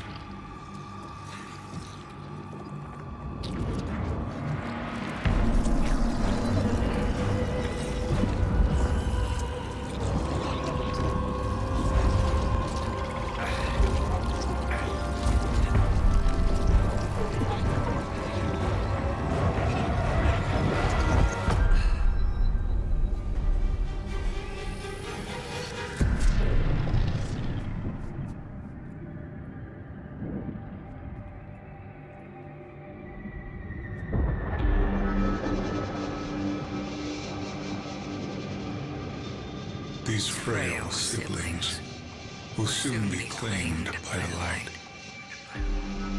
Unless we claim them first, we will tell the most cunning sibling of Cataclysm, the prophecy of great loss. We will feed her fear, her pride. We will say, young Sathona, the end is coming. A great cataclysm. A god wave. In the sky, there is only death. But salvation lies in the deep. Lead your sisters down. Your coming will spare their short lives. And you will be reborn, the Witch Queen. They were tricked. The Hive were lied to.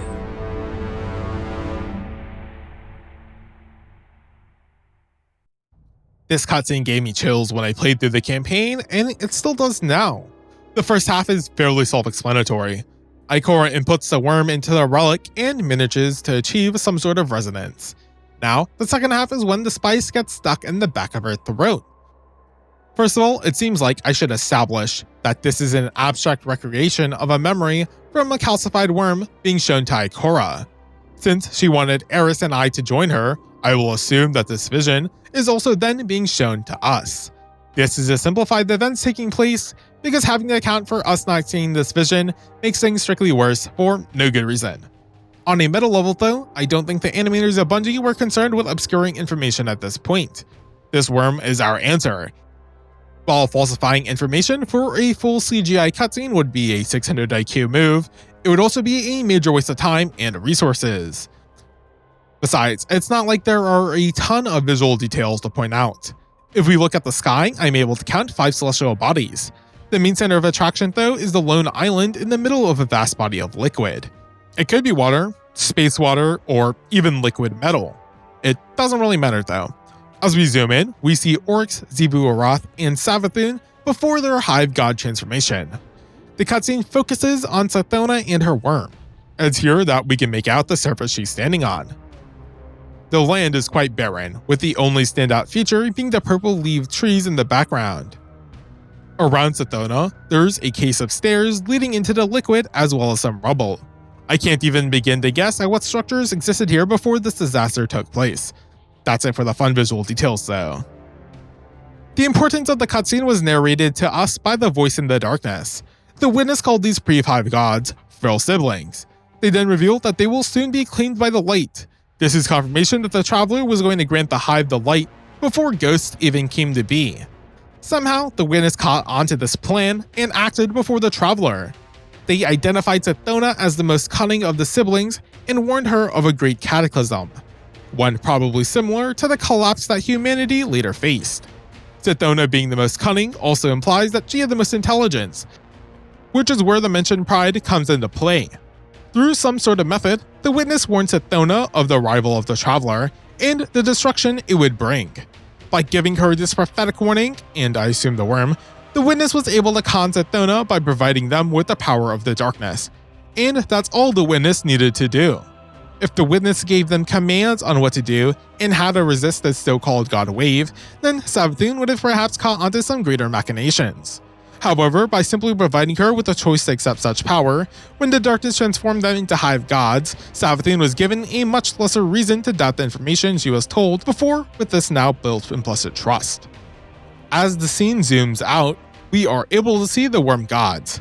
I don't know if this means that this location is the Deep, or if this was Savathun's home world, or if they are just being merged together for visuals. It looks epic though, so the animators succeeded in their job, just like we have. This is the first time we've gained the upper hand on Savathun, and this new revelation flipped the script entirely. The witness gaslit Sathona and was the orchestrator of the Hive's entire existence. The pre-darkness Hive would have been aligned with the light and could have been a potential ally to humanity.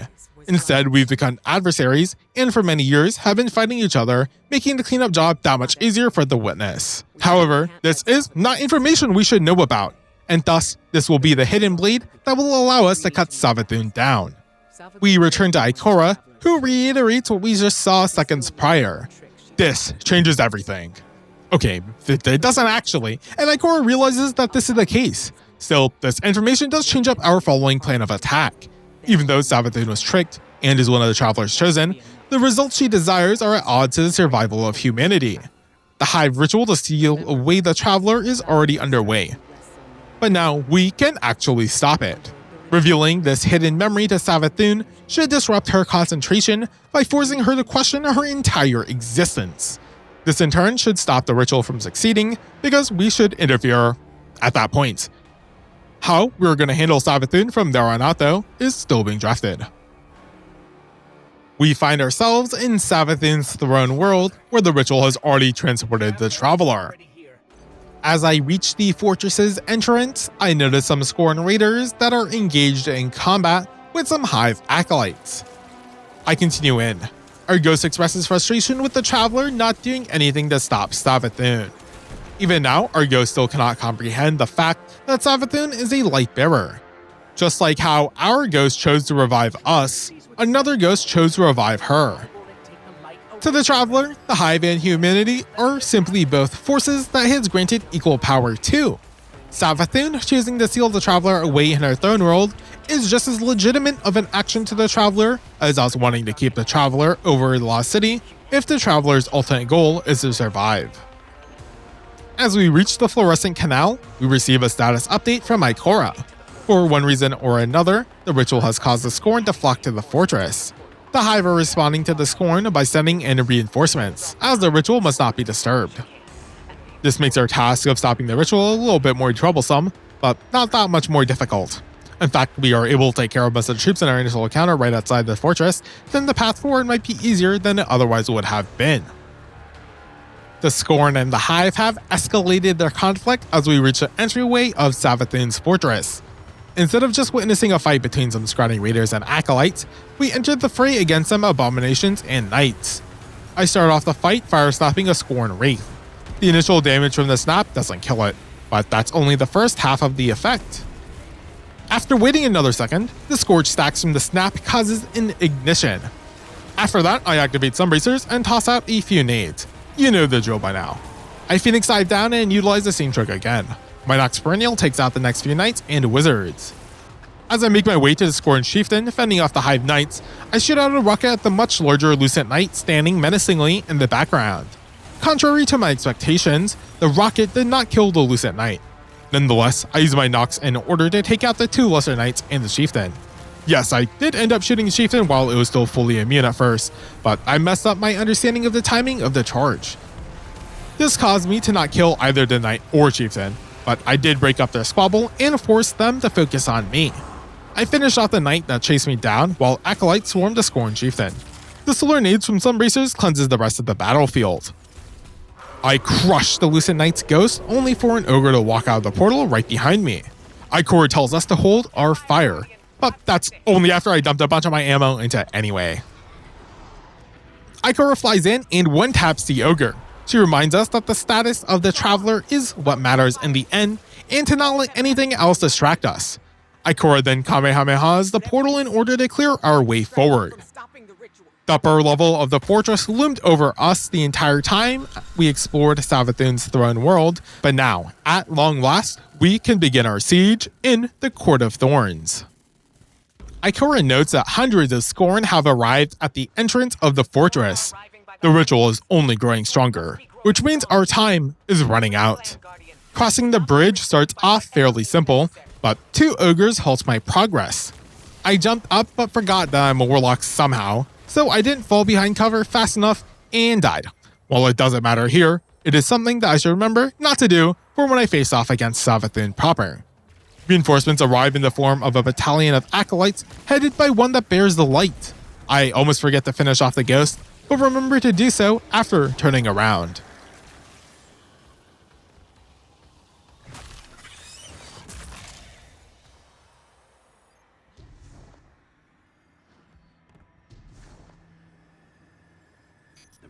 Our ghost reminds us that we need to find a way to the top. This is where we place down our first campaign banner. I observe the phenomenon taking place below me, but I'm far too high up to make out any details. I drop down and this starts the encounter. I glance at the middle of the room and am able to make out that there are two crystals which are linked to a shielded wizard. The immunity shield, along with there being specifically two crystals, clued me into what I needed to accomplish, so I jumped on over to the right side of the room first. I took the high ground with a single jump. While doing so, I traced the location of the energy blast in my peripheral vision back to a wizard near the back of the room. Two acolytes tried to block me, but a fire snap incinerates them away. After activating sunbracers, I toss out a few solar nades at the blistered wizard. While in the air, I ended up getting stuck on a spike on a decorative post, and so I Phoenix dived backwards in order to stay alive. I turned the corner and realized that the wizard ended up dying to one of my nades. Somehow, it still took me several more seconds to turn around and notice that there was a surprise hive portal behind me. Above the portal, there were three symbols in the order of a Tesla, a funeral pyre, and a Tesla once more. Walking through the green gate teleports me up several floors. The room to the right of me was an overhang with a bunch of hive enemies. I clear them out and finish off the hive knight before turning my attention to the no longer protected crystal floating in the air. The sound of a chain shattering echoes out. This signified something happening, but I wasn't exactly sure what. I walked forward to the next section of the top floor, but my approach was far too reckless. The shrieker in the sky and the thralls on the ground forced me to drop my well of radiance in order to just not die. Once I killed the wizards, I could destroy the second crystal. I continued to the final side of the horseshoe, but another shrieker almost killed me, which forced me to slow down. After that, I finished off a knight and could blow up the final crystal. In that last room, 3 portals embossed into the walls lit up. However, I didn't initially see the symbols on top of them. Thus, I walked through the middle portal on pure instinct, as I was unsure of which one I needed to go through. Savathun's laughter echoes through the halls as I end up back in the main room. It's clear from this that I failed. At the same time, I wasn't exactly sure why, although I had a guess. Instead of going back to the same portal, I took a detour to the left side of the room. I killed the wizard and was able to observe the symbols before the portal activated. This time, it's Break Break Tesla. This section is structured in an identical manner to the previous section. The map layout is a bit different though, and there are some Hive Ogres instead of Hive Knights or Wizards, which helps in changing up the general pace of the gameplay. After destroying the 3rd crystal, the portals activate once more. However, this time around is when I finally noticed that there are symbols above the portals. This one was not a match, but the portal right next to it was the correct one. Traveling through it takes me to a room where I'm able to pick up a void charge. I then dunk said void charge into its vessel back in the main room. This drops the immunity shield around the 1st crystal, but I don't bother shooting it and instead make my way back to the other portal room. My progress has been saved, so I don't need to bother clearing out any more ads. However, as I take a look at the runes above the portals, I notice that none of them are what I needed to match with. This makes me think that I wasted time by clearing all of the rooms. I probably only needed to destroy the crystal in the room that had the correct portal. I can't confirm this since I already cleared everything, but my guess is pretty safe. I end up spotting the correct portal soon after. I dunk the void charge and insta-pop my well. This is when I also destroy both of the crystals and free the Lucent Wizard. I go through my usual Sunbrace's rotation, but kill the wizard with my Apex Predator. Instead of just finishing the ghost, I waste some time by killing some ads instead. This causes enough time to elapse, and thus when I do actually go to finish the ghost, it had enough time to revive the wizard, forcing me to kill it again. This was a fairly simple task to re-accomplish. However, I would have died to the wizard if my Phoenix Dive wasn't off cooldown. My act of finishing off this ghost ends this first encounter. While this section wasn't difficult in terms of ad density or a boss encounter, the crystal mechanics along with the portal memory minigame did enough to vary up the gameplay while serving as an appetizer for what I knew was ahead. After taking the portal up, I collected my loot and jumped onto the lift. It's only now that Savathun decides to greet us. She feigns shock at our return, but only for a moment, before shattering that illusion. Savathun claims that she is omnipresent in her throne world. Every action, every thought, it's all decipherable by Savathun. While there might be some validity to this claim, we know that this can't be completely true. Savathun might be aware of us stealing her calcified worm, but she can't know about the knowledge we acquired from it. Or at least if she does, her actions and tone of voice don't reflect this discovery to me. We sprint through a rigged tunnel and end up on a platform that spirals the dome above us. While some Hive troops slow me down, they aren't anything that I haven't seen before. I want to mention that being able to observe the entirety of the throne world from so high up results in a fantastic view. It is unfortunate that I didn't take more time to smell the roses, and on a revisit of this place, I would love to do so. To be honest, the threat of Savathun in her ritual worked in making my brain go into rush mode, even though I knew that nothing would actually happen until I arrived. That is a pretty good issue to have though, all things considered. The Hive draft propelling me upwards failed as I neared the top, but after my initial descent, the draft succeeded the second time around.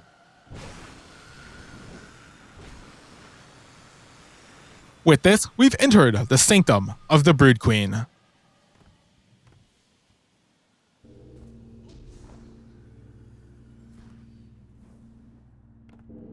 I drop down the second campaign banner as the traveler's death knell rings out from the bell above. The dark rhythm adorned onto the silence set the tone of what was to come as I climbed the final set of stairs. I'm so glad you're here to see this. I fired the first arrow. Savathun had a temporary immunity shield, so I worked on repositioning myself behind some cover. Savathun's health bar has 2 segments, but the first one is only around 5% in of her total health. This segmentation lies in opposition of the precedent set before. An ignition from Tiku's deals enough damage to break this barrier, but nothing out of the ordinary occurs. I'm not sure what the purpose of this would be, but my best guess is that it acts as a damage gate, so you can't just delete Savathun's health as soon as a fight starts. Savathun almost kills me, so I activate my super. Savathun can't kill me in this position, and so after a few shots, I initiated my DPS rotation.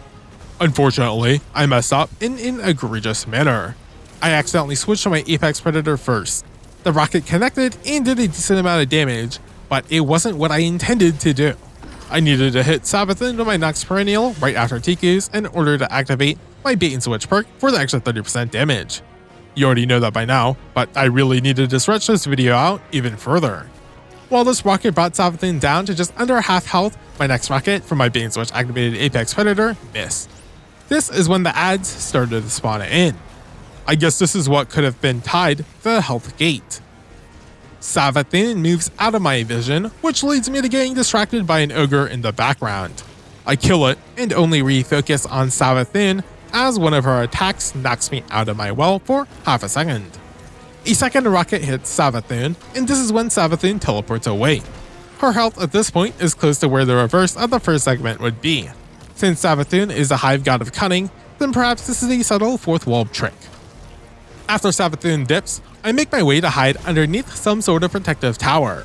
However, I didn't really like the first location due to it being so closed in due to the walls behind me, so I moved towards the northwestern tower. There are two openings, one that faced the south and one that looked east. Using the sides of the walls inside, I was able to peek at the Lucent Hive reinforcements while staying protected. I started shooting at a Lightbearer wizard, but as it scurries away, an ogre in the background distracted me. A Lightbearing Acolyte takes this time to close the distance and activates its super. I avoided most of the blades from its barrage. The Acolyte hid behind a tree, which neutralized my ability to retaliate. The Lucent Knight is quick to step in though. Tiku's hipfire targeting is a little loose, and so sometimes I held onto my arrow in order to make sure they would hit the correct target. The Knight tosses a suppressor grenade, but I don't see it and almost die. The suppressed debuff is tough because for a whole 5 seconds, I can't use Phoenix Dive to heal, and with low health, this is when I'm the most vulnerable. While I am spamming the button during suppression, by the time it wears off, my health is regenerating naturally anyway. I played peekaboo with the Lucent Hive as my main goal for now was trying not to die. I focused my attention on the Acolyte first, but that's because the wizard refused to move up, and the Knight decided to retreat. Even though I'm the one chasing the Acolyte, it turns around and bum rushes me, which makes finishing its ghost a much easier task. Some Hive ads spawn in behind me, but funnily enough, the Lucent Knight suppression grenade kills them as it's a light-based attack. The wizard activates its super and rushes me down. I take 2 sudden bursts of damage, one unknown and the second from the wizard in front of me. This was the exact moment I was holding my second Well of Radiance for. I killed the wizard and then move on to the repositioned Knight. I almost forgot to crush the ghost, but I turned around in time to notice. You would have thought that I remembered how this whole ghost thing worked considering I have one myself. Savathun reveals herself a few moments after, but she barely has any health remaining.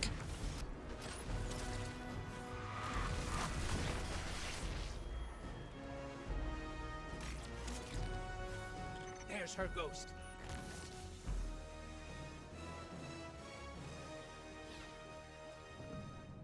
I approach her ghost, but become thread-bound. Savathun is revived by her ghost before deciding to vanish right in front of us. As soon as I'm freed, I run back behind some cover, but Savathun decides to speak to us instead. Fight, run. The pattern is always the same for you.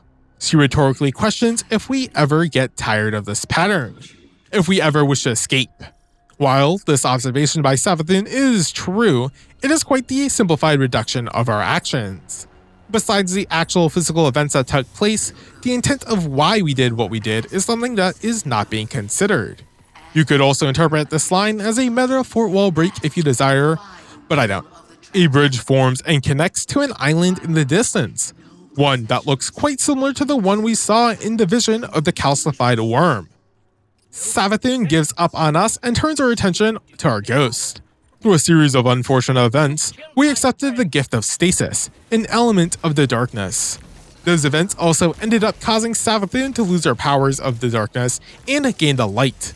Devoid of context, this reversal positions Savathun as the more virtuous agent in the eyes of the Traveler, as she is an untainted lightbearer. Although we are burdened, one of the core lessons we've learned is that light and dark are paracausal tools that are detached from any notion of mortality. Our ghost slams Savathun and nails her down by detailing her list of crimes. There's her ghost. I remember Oryx and the Taken. I remember what you did to the Awoken and the Dreaming City. I'll never forget what happened to Sagira, to Osiris. I would die before I ever chose to help the Hive.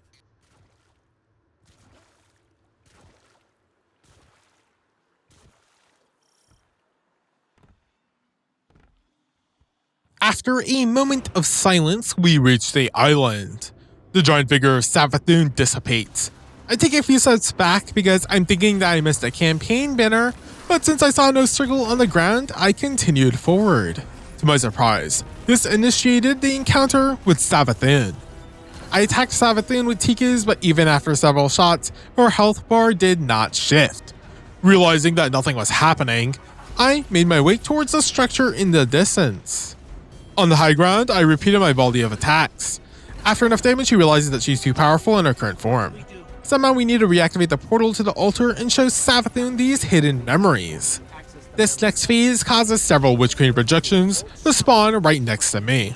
I attempted to flee, but the multiple projections chained their attacks together and caused my death. Our light is not restricted in this area though, and that clued me into the fact that there would be another phase after this encounter. And so, as I did my best not to die, I steeled myself for the gauntlet ahead. I sprint up the platform and killed the first knight. After that was my first proper fight against a projection of Savathun. I deal most of my damage with Tikus before finishing her off with my apex predator. Upon death, the projection drops the glass breaker buff. Picking it up directs us towards the middle, but there's another projection that I can still take care of. From behind the potted mini garden in front of me, I nick down the health of the second projection and collect another stack of the buff. This is when I turn my attention towards the center of the island. I want the jump to go smoothly, but the remaining projection deals enough damage to force out my Phoenix dive. I deposit both of the buffs, but I still need one more contribution. Behind a rather large potted trimmed hedge, I drop down my Will of Radiance. This location strategically allowed me to deal with the major Hive Ogre reinforcement and the remaining projection without having to move. I break the final pane of glass and enter the Altar of Reflection. Party City has taken over the location. Our ghost reveals to us that Savathun is casting a spell and is spinning a web around the Traveler. A not-to-scale visual is represented above the altar. I thought that Savathun was supposed to be a moth, due to the small moths of light and the fact that her wings resemble said insect. I never got spider vibes from Savathun, so initially this theming was kinda weak to me. The best I had was that Savathun spins webs like she spins lies. But apparently there are moths that can create webs. Not the elegant spider-like webs you typically think of, but instead the disgusting fuzzy webs. So contrary to what I first thought, this does work even if some creative liberties were taken for the physical and thematic aesthetics of the scene. In the altar room, there are 3 portals that are tethered to 3 towers in the distance. Looking beyond the towers reveals a colossal representation of Savathun and a Blackfleet pyramid. I don't really have time to think about that right now though, and head through one of the portals. It teleports us to its respective tower. This is where we are able to kill a Thread Weaver and obtain the Thread Cutter buff. Savathun questions our intentions as we repeat this action 2 more times. We return to the altar and place down the calcified worm. Savathun receives the memory. She is no doubt questioning how true this information is, and if this information is true, how could she have missed us? In any case, our plan seems to be a success. We have rattled Savathun's mind, and now she is inviting us to play in her game. Then let's play.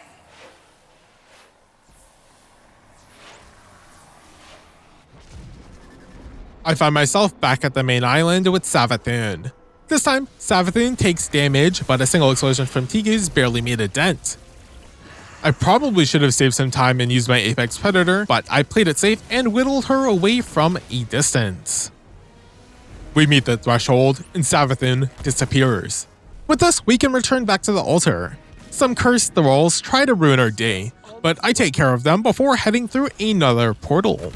I'm sent back to the tower, but since I'm staring at a wall this time around, it takes me a second to realize what is happening.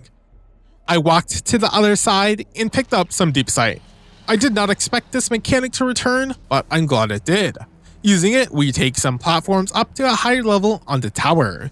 It's here that we can kill a thread weaver and pick up the thread cutter buff. Savathun questions our identity. With the memory we presented, we have become the expert of trickery. Cunning is tied to Savathun's nature, and thus by us usurping that position of authority, we force Savathun to question her own identity. Back at the altar, a troop of thralls and cursed thralls rush us. A projection of Savathun harasses us in the background while we fight the trash. After slaying the projection, I am able to repeat the process 2 more times.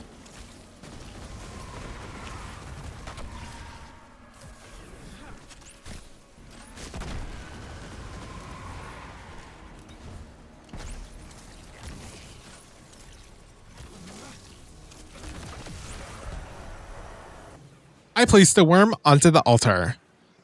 The witness talks about how it will feed upon Savathun's fear and pride in order to trick her to the darkness. In response, Savathun wishes for the voice to explain who she was to herself, since it was presenting itself as a greater being. It's a little delayed, but we're sent back to the main island. This is where we can place down our 3rd campaign banner. I started the first round off with my same strategy as the previous 2 bouts. I sprinted up the left side stairs, but this time I noticed a difference. There was some sort of moving blue aura that I recognized as being part of a larger bubble. I then made the assumption that this mechanic was probably attached to Savathun. After figuring out who it belonged to, I started to figure out why it existed and what its purpose was. Since I thought it was a barrier, I then made an educated guess. Shooting Savathun outside of the barrier was probably what this was meant to stop.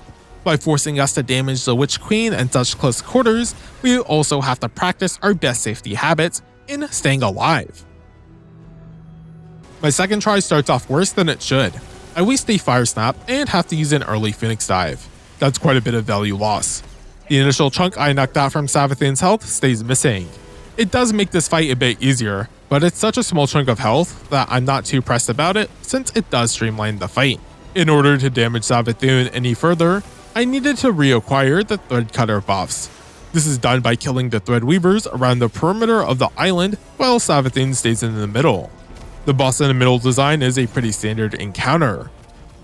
I will say that this iteration is still easier than the Vorgeth fight. There's plenty of cover to protect you from Savathun's line of sight.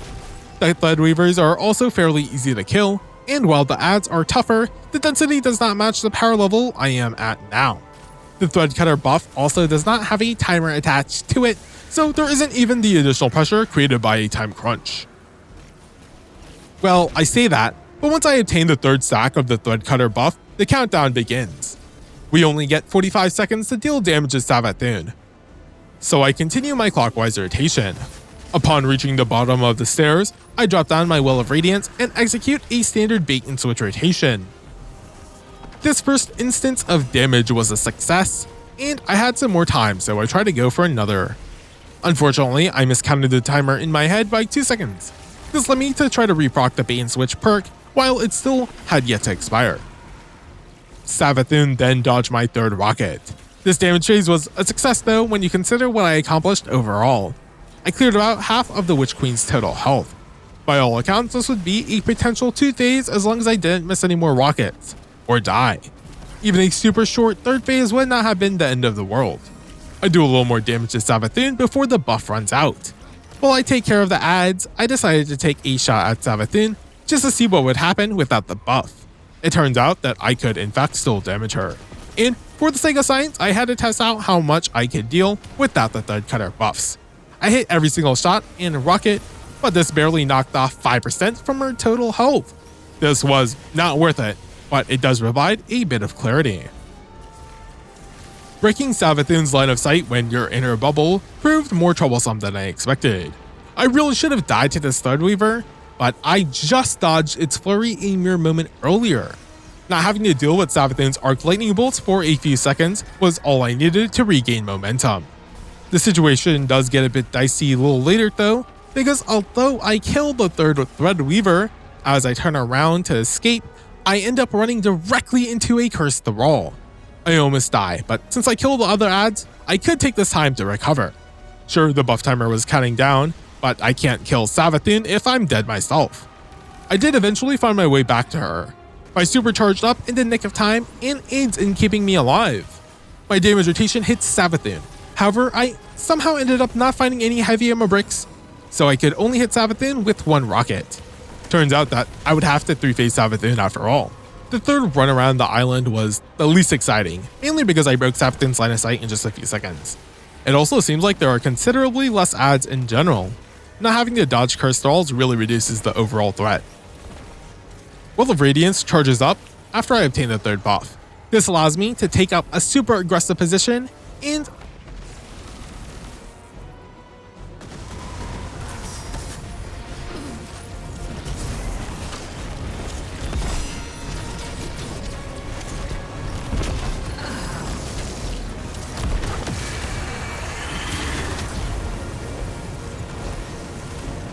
I take out the Witch Queen.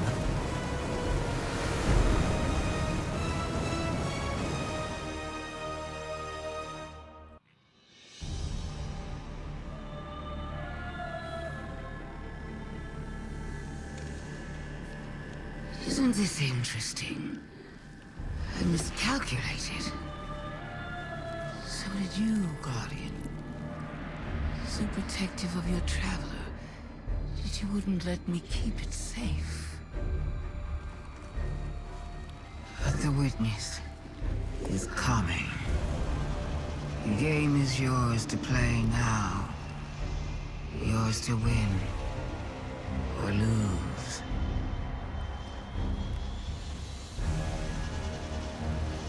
Just don't say I didn't warn you.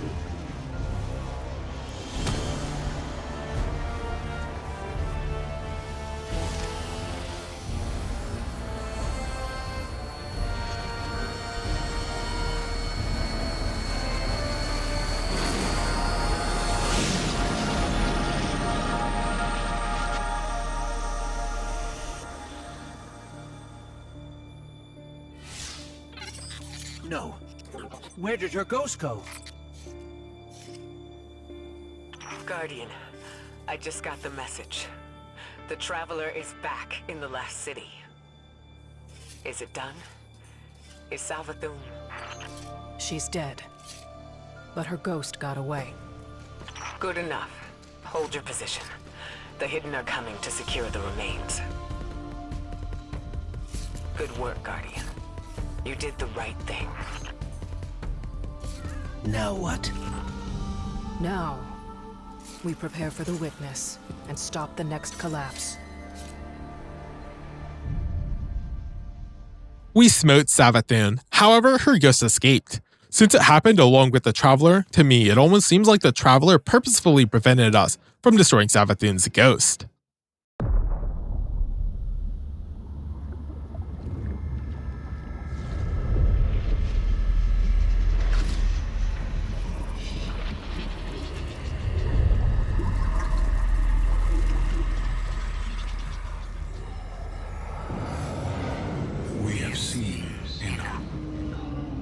The children of soul cry out for salvation.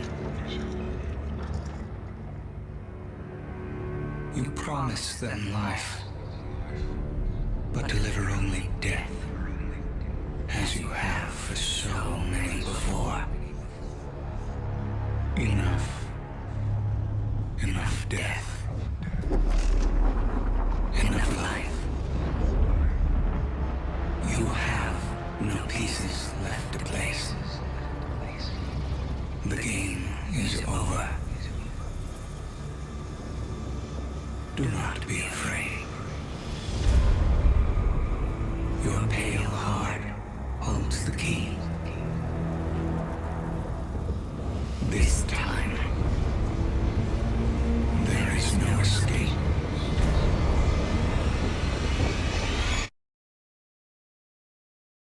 I don't really have anything to say about this final cutscene.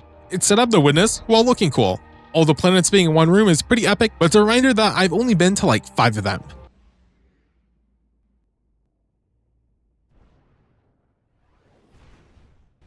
We return to Mars and convene with Ikora. Savathun is now technically dead, but the planets continue to spin. Amaru, her ghost, lives on. I have no idea how Ikora figured out the name of Savathun's ghost, but sure. The Scorn have also not stopped their siege in Savathun's throne world. These are some of the more immediate threats as the arrival of the witness still looms over us. Even the Queen of the Awoken has a task for us. My commentary on the exotic quest will be appended to the end of my campaign cut video. For completing the campaign on legendary difficulty, Ikora presents us with 2 exotics. I ended up choosing the Osmiomancy gloves because that was the glove I was trying to grind before I even started the Witch Queen campaign. I enjoyed my time on Stasis and needed these gloves as it was what was recommended to me for a Stasis build on Warlock. I appreciate that the campaign has these as my reward as it was exactly what I was looking for. However, there is a very slight, completely minor problem with them. The stat total is 46 for some reason. 46 with a absolutely terrible distribution. What was Bungie thinking? Like, are 46? Am I being trolled? Hello? 46? I don't even think the starter equipment was ruled as low as a 46. This is a tragedy. In the meantime, I'd appreciate it if you could like this video if you enjoyed it. Check out my channel if you want to watch the rest of my Destiny thoughts. Otherwise, thanks for watching.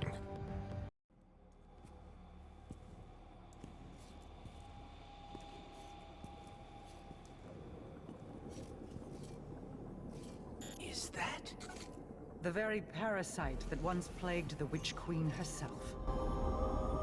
Queen Mara, good to see you. Do not delay us with pleasantries. This parasite knocks at death's door. What use do we have for Savathun's dying worm? This parasite is an opportunity to learn from humanity's greatest failure. Our collapse. But not ours alone. That day was as much a failure for the witch. Are you okay? I'm fine. As I said, our collapse was as much a failure for the Witness and its followers. Savathun included. Savathun was there? On behalf of the Witness. But something prevented humanity's end. Something known by Savathun and her worm. It requires strength and a new host to survive, to divulge its secrets. But that's a death sentence. For most, yes. But for the Queen of the Awoken, it's worth the risk. We are in possession of Savathun's worm after her death, and Queen Morozov has some plans for the Parasite. Her worm no doubt holds some more secrets, and in order to continue surviving, it needs a new host. Mara tasks us with taking the dying worm back into Savathun's throne world. This requires us to complete the birthplace of the Vile Strike. I launched the mission, but unfortunately, I was queued into a strike that was not only already underway, but basically near completion. From what I was able to observe though, all of the Black Fleet technology leads me to believe that we're inside the pyramid inside Savathun's throne world.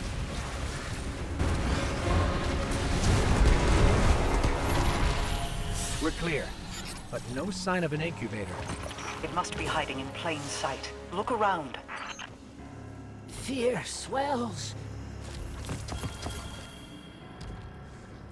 What did you say? Nothing. You heard that too?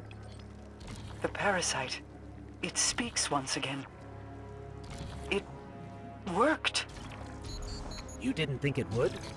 Savathun's deceptions run deep. I fear that somehow the parasite is cursed. However, I have yet to see evidence of it. Looks like the incubator's out of juice. And the parasite? Its vital readings are still low. Then we have achieved only partial success. There are more incubators hidden across the throne world. I'll attempt to locate them. Looks like our cryptoglyphs drained too. But we may be able to fix that. See that you do. Keep the parasite safe. I'll be in contact once I locate our next incubator. You're welcome. The events that took place are self-explanatory. However, I am curious as to why these incubators even exist and why they were hidden in the first place. If Savathun thought her worm would run out of energy and would need fuel in the future, the decision to hide a bunch of small one-time use battery packs around the world is one of the more questionable choices she could have made. We return to Finch. I expected some plot twist to arrive with his character, but I guess he was just a red herring. Nonetheless, he tasks us with completing the Wellspring activity, the Wellspring being some sort of source of power that the Hive and Scorn are fighting over. This is not relevant to our quest at hand though. Instead, we need to travel to the Temple of the Cunning in order to locate a cryptoglyph rune. You already saw how I got here the last time, so surely I don't need to commentate over my journey the second time around. As I reach the entrance of the temple, I'm ambushed by a large legion of Scorn. I defeat the Fanatic's Chosen and the rest of the ads in order to obtain a uncharged cryptoglyph rune. In order for it to regain its ability, I need to fuel the rune by slaughtering 100 Scorn. I accomplish this task by running through the lost sectors. These were the only areas of the map that had any sort of ad density that would make significant progress for the quest. After I reaped enough Scorn souls, the quest updates and informs me to head to the entrance of the Sepulchre Lost Sector. We contact Finch. He freaks out as we mention the location. The Sepulchre hosts nothing but the most deadly of the Hive. This Lost Sector in particular is the closest the game has to what I would consider as a solo strike. There are multiple rooms connected to each other, shocker, before ending in a large ritual hall. Each room forces us to clear out some ads and then take care of a mini-boss before being able to proceed. Once we reach the final ritual hall, we then have to face Barzel, of Savathun. I'm not gonna fix that. After killing the Protector, we make a few jumps into a hidden room.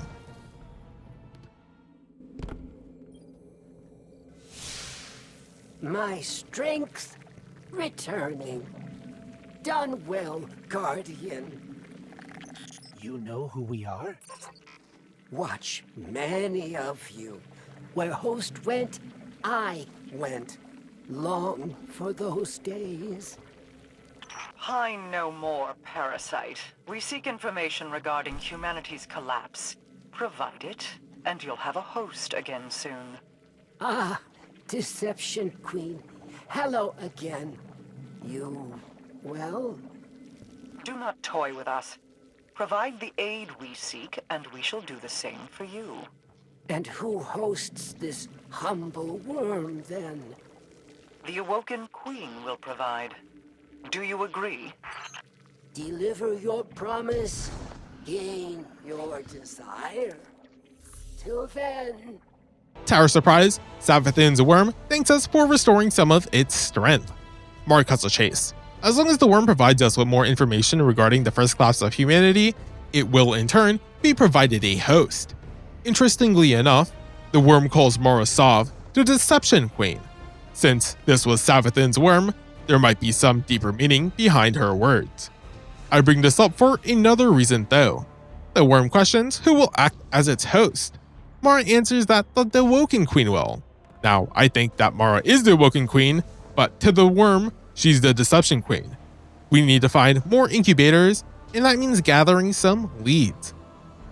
Of course, in order to accomplish this, we must engage in only the most captivating of tasks, such as completing 3 patrols in the Fluorescent Canal.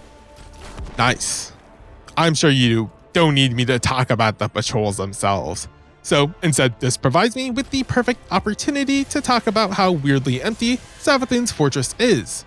The Witch Queen was not humble when it came to her Lucent remodeling. Her fortress is a massive location that requires me to use my sparrow to navigate. So it's kind of weird that I have to make a concentrated effort to find any enemies to kill. This made completing the 3 patrols take way longer than it should have. Actual brother moment. Also, when I pick up this patrol, Umaru actually speaks to us. Of course, before the very end of the campaign, I had no idea who Umaru even was. Him being such an important figure and us only hearing him in a patrol message is kind of an odd choice. In the short term we hear him, he's trash-talking us the entire time. In terms of story, his more direct manner of ridicule could have been a good foil to Savathun's Cunning. We obtain enough leads and learn that the next cryptoglyph rune is located in the Queen's Bailey. On our way there, Argos contacts Mara. Mara, the worm. Can it hear us? Not while it hibernates. In that case, you're not really going through with this host thing. It'll corrupt you, turn you against us. Mara? It won't. It said you were... Listen not to the treacherous words of a parasite. You're deflecting. And you're intruding. I will not speak of it again. Onward. The worm can't hear us while it hibernates, and thus our ghost wonders if Mara will really host the worm since it will infect her. Mara doesn't answer the question.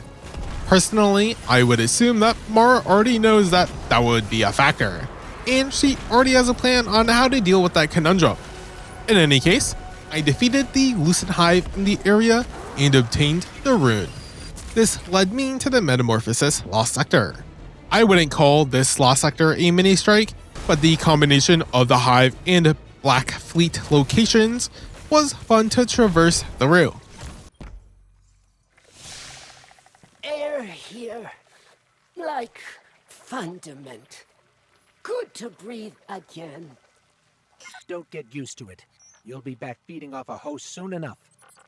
A great team, Mara and I. Better than by herself. Untrustworthy, that one. Plotting to kill Eris Morn? Crow? You even. You're lying. The parasite speaks truth. Or adjacent to it, anyway. They're not plots, more contingencies. In case evil sways them. Or you. As usual, Deception Queen provides half-truths. The what, not the why. Pulls wool over eyes once again. Enough, Parasite. Keep your tricks out of the Guardian's head. You first. We incubate the worm. This time it says that the air is like Fundament and that it was good to breathe. Fundament was with a capital F in the subtitles, so Fundament might be the official terminology of the location that Savathun was born in. The worm then accuses Mara of having plots to kill us and people we care about. Our ghost condemns the worm, but Mara confirms that the worm's words are true. However, these are not malicious plots, but instead contingencies. Someone in Mara's position no doubt has more responsibilities than most people can even think of. The survival of the Awoken is probably more important to her than our goal of the survival of humanity and the Traveler. So her being prepared for us going against her desires is not really a surprise. Mara contacts us as we make our way to the apothecary. She tries to clarify her contingency plans, but I already understand why she would have these, and thus her trying to justify her thoughts is a waste of time. After clearing out the area, I don't find the rune we need. Instead, I need to pick up some deep sight, jump onto some platforms, and then shoot 3 pillars in the allotted amount of time. This was not a challenge. I find the rune in a chest, and now I need to head to the extraction lost sector. This lost sector has an interesting mechanic. There are 3 hive runes sealing the way forward. In order to remove these runes, we need to step on the matching plate in the same order. This lost sector in particular feels like it would be much better on a higher difficulty. Oh, once again. Oh, Deception Queen, come to me, gracious host. You'll have your host, just as soon as we have our information. And why spill my juice gossip first? Because we'll spill your insides if you don't. Coward's way out. Kill me, lose priceless knowledge. Humanity suffers. Perhaps there's contingency for them too? Guardian smashed the parasite's skull. Relax. Have your precious knowledge. Surprising, you'll find Savathun, much like Mara, riddled with doubt. In the face of collapse, Savathun... Help! Its energy is draining fast. Cursed by the Witch Queen after everything!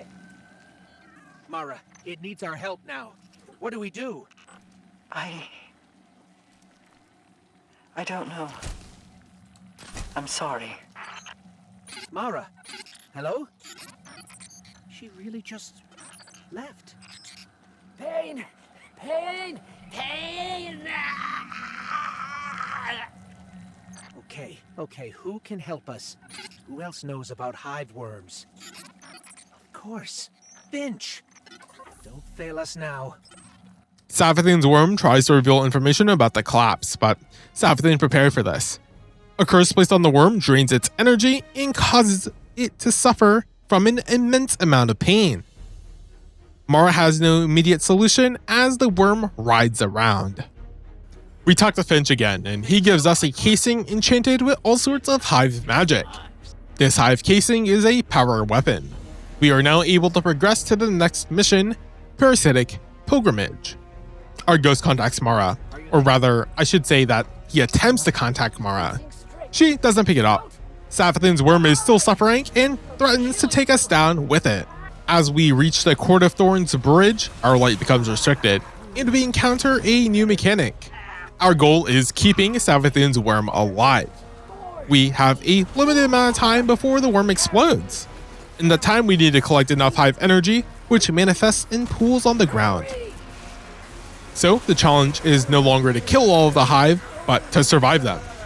In addition to that, a bunch of the spinning hive spiked pillars, along with the hive pendulums, act as traps to slow us down.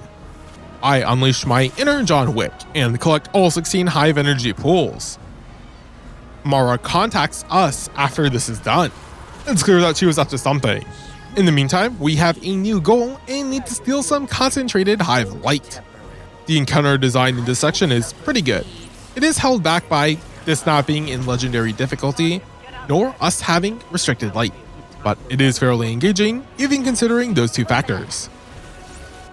We reach the Temple of the Wrathful. Mara tries to tell us the incantation, but the incoming scorn forces us to start the ritual early. In this encounter, we just need to stay close to the worm while killing all of the ads. We talk to Mara and she clears up her disappearance. That really took it out of me. Incantation's complete, but the worm is dying again. Mara, not to be harsh, but what's going on with you? Before coming to you, I sought information about the voice in the dark, the witness. What I found? Well, you could say I was granted a personal viewing of our impending doom at the hands of the witness. Its poisons piercing my mind and thoughts. I didn't know what to do. I had no plan. I was afraid. I remain haunted, unsure of the next move. But it must be made, regardless. We have to carry the worm once again, but we don't have to pick up any extra hive energy. The detonation timer in this section is also far too generous. We bring the worm to the ritual location. Over here! We lack time. The Scorn send their strongest yet. Bring everything to me. Mara, you don't have to do this. There must be another way. Just trust me.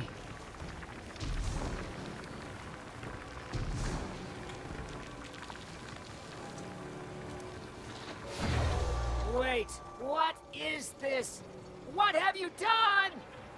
What I said I'd do. Provide you with a host. Though I guess this is really more a prison of light. Not what we agreed! Enough, worm. You'll live, just like you wanted. The Scorn. They see the worm as an asset to the Witness.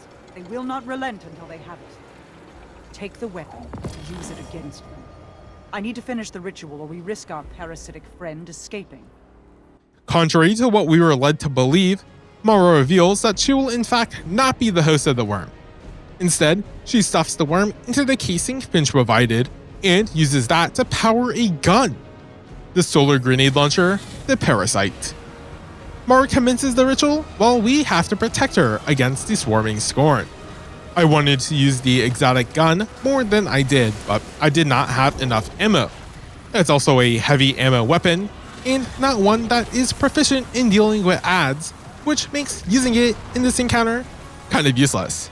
If there was a boss with a DPS check, then perhaps it would have found some use. In fact, that's exactly what should have happened.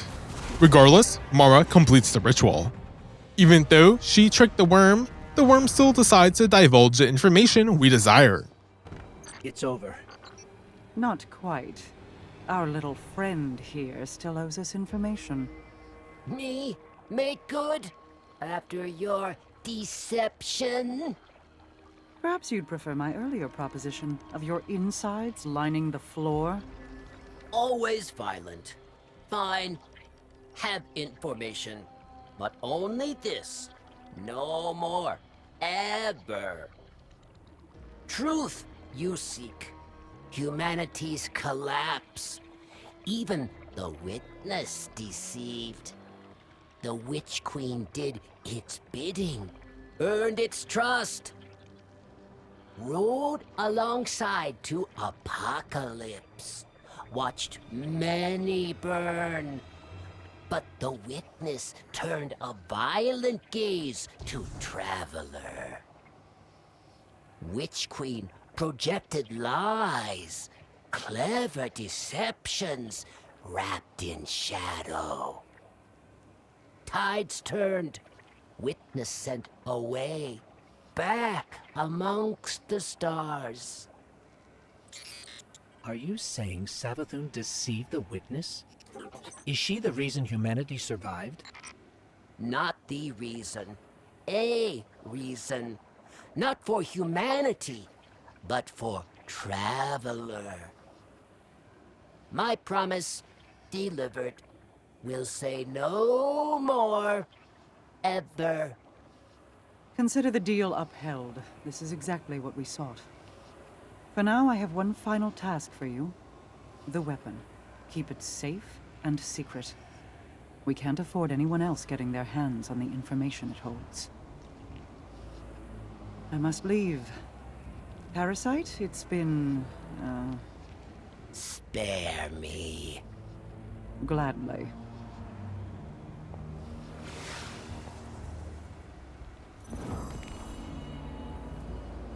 Savathun aided in preventing the complete collapse of humanity by tricking the Witness. Her intention, of course, was not to help humanity, but to assist the Traveler. I'm not sure why Savathun would do this, though. From what we were shown, Savathun was conditioned to fear the Traveler. Her helping Int is kind of at odds with what we've learned. So maybe that's supposed to be the point? Regardless, Mara decides that we should keep this information secret. The reveal that Savathun helped the Traveler in the original collapse seems like it should be a big deal, but since we already killed her, I don't really know how to process this new information. I suppose if news got out, it would reduce faith in the Traveler even more. Besides, Savathun has a ghost, and so Savathun coming back to life is pretty high, especially since said ghost is still alive. I tried to write a conclusion, but I mean, you watched the video. You know my thoughts on each section. Thank you for doing so, by the way. Watching or listening to this video the entire way through was the best way you could support me. If you wanted to like this video, now that it's near its end, I would appreciate that as well. Consider subscribing if you want to hear my future thoughts on the Witch Queen dungeons in Raid. I would love to hit 1,000 sooner rather than later. Of course, those videos will only come out after my commentary/analysis on Lightfall, Season of the Wish, and the final shape. If you have any specific questions or clarifications, comment them down below or join my Discord. YouTube granted me the power to enable channel memberships. Currently, there are 3 tiers, and they all have the same primary perks. I plan on offering exclusive director commentaries in the future. However, since they don't exist right now, don't feel pressured to buy a membership until that exists.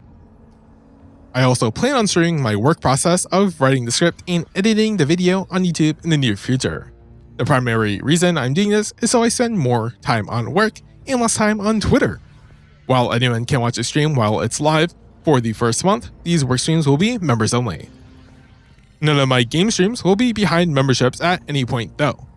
In addition to that, all of my videos will be available 24 hours early to members before being available to the public.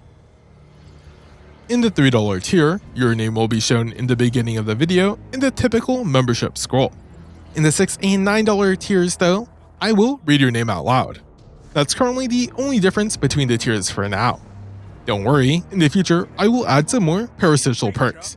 As of right now though, you technically aren't getting anything if you're watching this video when it comes out.